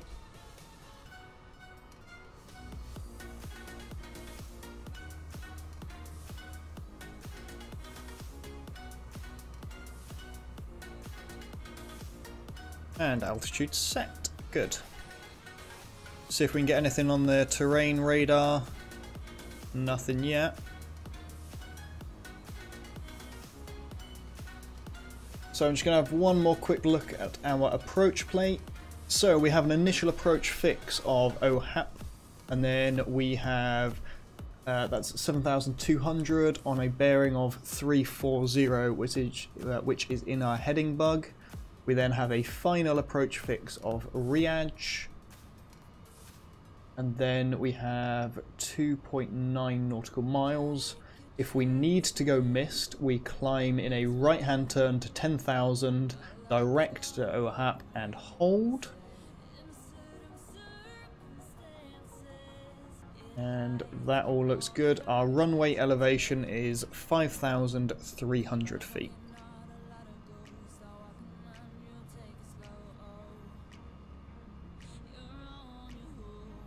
So we've got 1 minute to go, and then we will drop down to our 10,000. Let's get a vertical speed assignment set in there. We'll come down at 2,000 feet per minute again.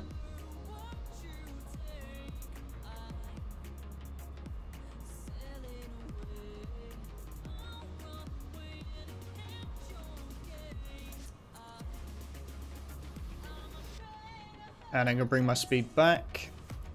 So let's go onto our vertical speed down at 2,000. There we go. I'm going to back off the throttle to...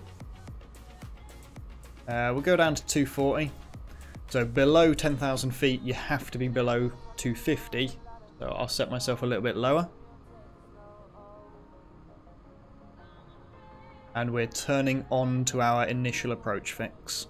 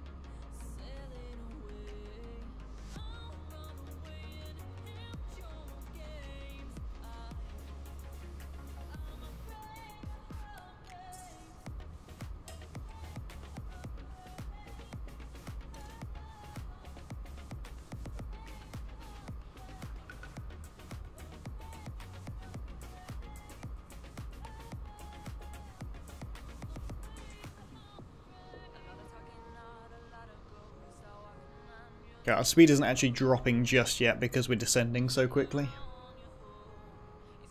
But that's perfectly fine.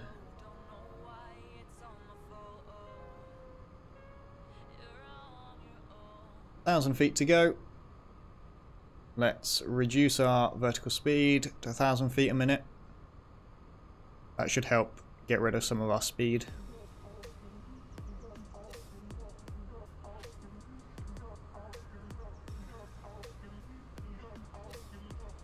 There we go. Let's get our speed assignment down to 220.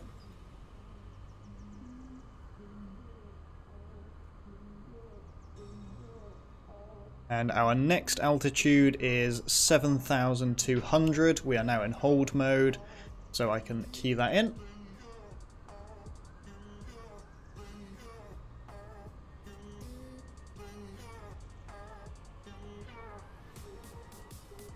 Flaps are in transit for some reason. I mustn't have had those all the way up. Never mind. 7,200. Actually, we should probably get a bit of flap in now anyway. 7,200. Yeah, let's start to bring the flaps down. Right, we are now on our initial approach fix. We got 13 nautical miles, so let's go into vertical speed mode and drop down. Our speed is good. Got a few thousand feet to drop, and we've got 3 minutes to do it in, so let's go 1,500 feet per minute.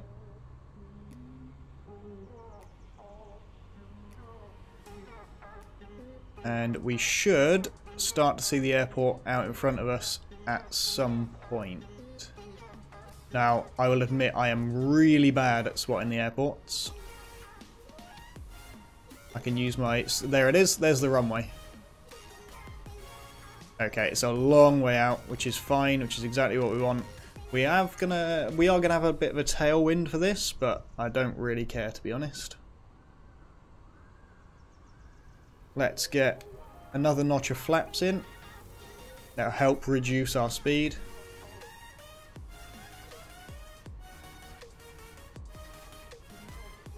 Let's bring our speed down to 200 knots. Alright, we got our ground radar coming in. 7,200. Our then next assignment is 6380.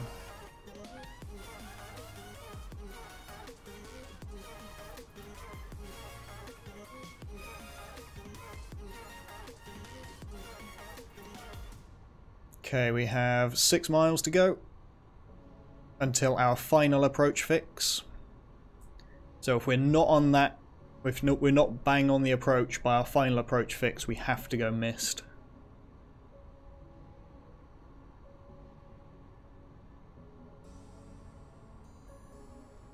There we go. Right, let's get 5 degrees of flap. Bring our altitude down to 6820. No, sorry, 6380. 6380.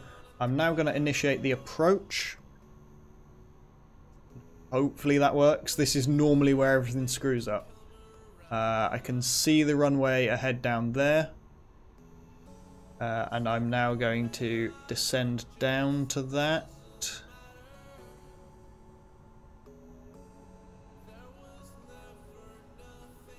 Let's go down to 180 on our speed. And we'll get 10 degree of flap in.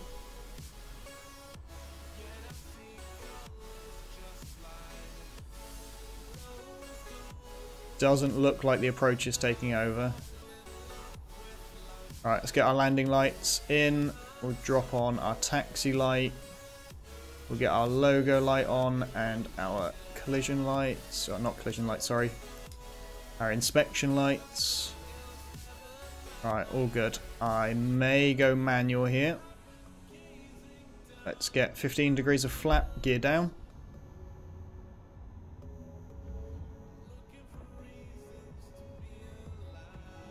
Right, I'm going to go manual. I do not trust this autopilot.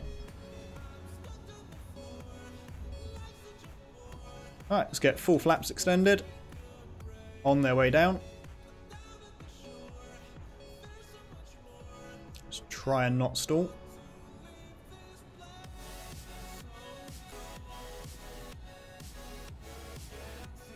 So we have 3 greens. We have full flap extended. We are 150 dropping. Put a bit of power in. Let's use my super pilot vision and zoom in a bit.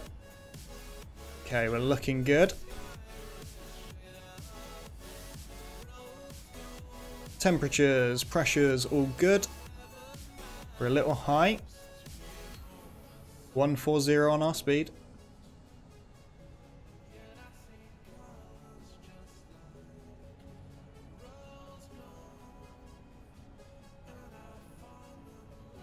.600 above. On glide slope, just watching these pappy lights.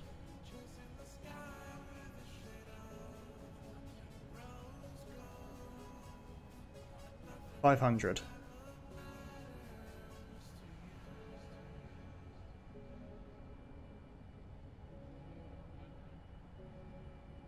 .350. 300.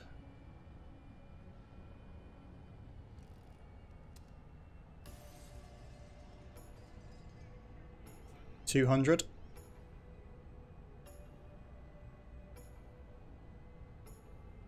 100. 50. 30.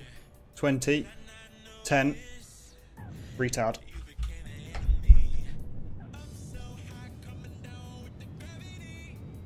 Deploy the spoilers. Thrust reversers have not engaged. Fuck. Balls that up. My thrust reversers are not bound to the keys that I thought they were bound to. Okie dokie. Right, let's get the speed brakes away. Well, I mean, it was going alright until I went to hit my speed brakes. Sorry, my thrust reversers. Right, let's get our landing lights off. And let's vacate over here. That was going really well. I was really happy with myself until I hit the runway. See, and now the thrust reverser is active. Come on, I don't want you now. No. Okay. I don't want you. Go away, please.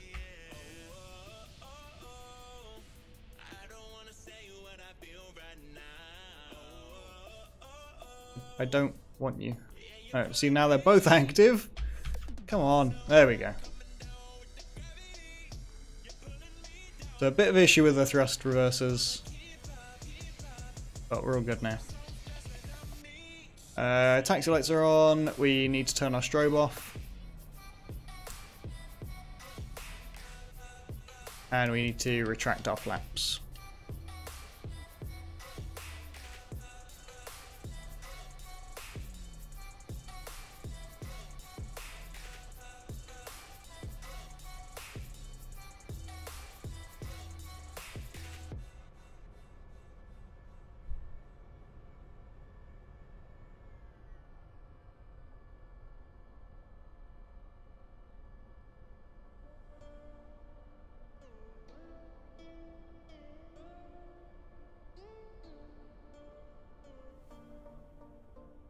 Okay, there we go.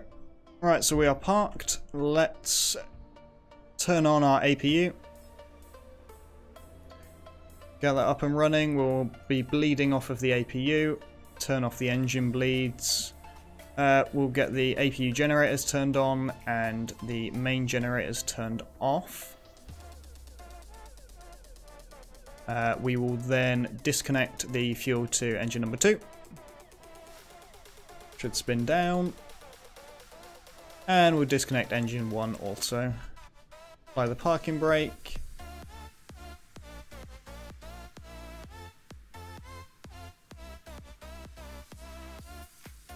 All is looking good.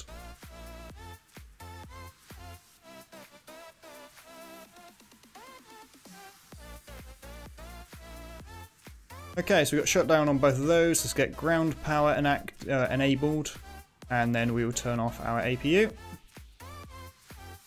And job done. So let's have a look at the replay of that if we can. Toggle replay mode. So 2 hours 35 has been our flight time.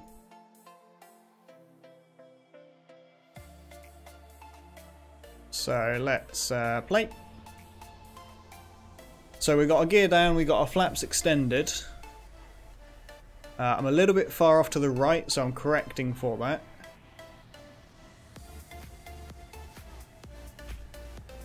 Coming in, we're looking good. We got 1,000 feet.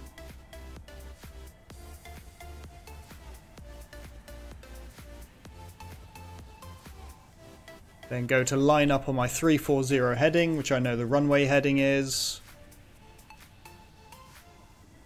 Flaps are fully extended at this point. The speed brakes are armed.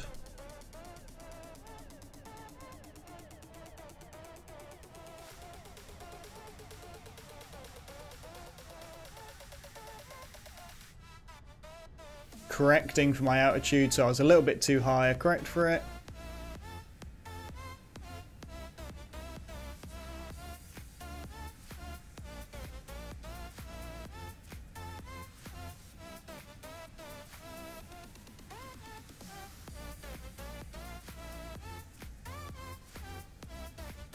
I think it was a little bit too high for the entirety of this approach by the looks. Corrected it at the end. We're coming in not exactly centre. I would like to have been more centre, but I did have a tailwind. Again, too high. Way too high.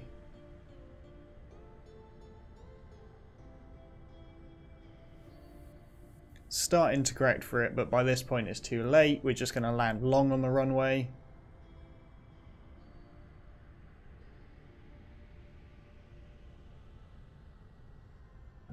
All seems to be fine. I needed a bit of rudder input at the end. And then the thrust reversers didn't activate. So I was on full thrust. And by the time I realised, it was way too late.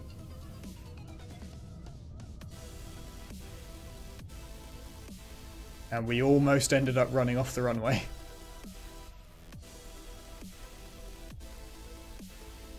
I was so happy with that flight. Right up until the end. But anyway, let's finish the flight. So we'll go plugins, FSEconomy, open FSEconomy, and finish flight. Boom! There we go. So we burn quite a bit of fuel. But I was trying to burn lots of fuel, so I had a lighter landing weight. Ended up good in the end. Let's get rid of all of our lights and everything. Turn off our taxi lights. We'll turn all of this off. Don't need our collision light on anymore. All the generators should be off. They are. We can get our fuel pumps off. We can get our hydraulics off. Our probes off. Like so. We can turn off our standby power.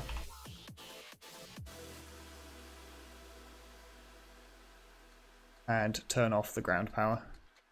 There we go. So we have a shutdown aircraft. Not quite in the parking zone, but hey, whatever. That's going to be it for today. I have run out of time. I've got to do some stuff, get ready for work tomorrow. I should be uploading a few more videos soon. I've got a few things planned, and that Cessna, moving it from San Diego over to the UK. I'll plan it. I'll see what happens. We'll give it a go. It'll probably be videos rather than streams. Or probably, maybe even a mix of the two. We'll see what happens. But anyway, I want to thank you guys very much. Thanks, Ryan. It's been good chatting to you. It was an alright landing. Up until the thrust reverser thing. But yeah, thanks everyone. Thanks for watching. I hope to see you next time. Bye-bye.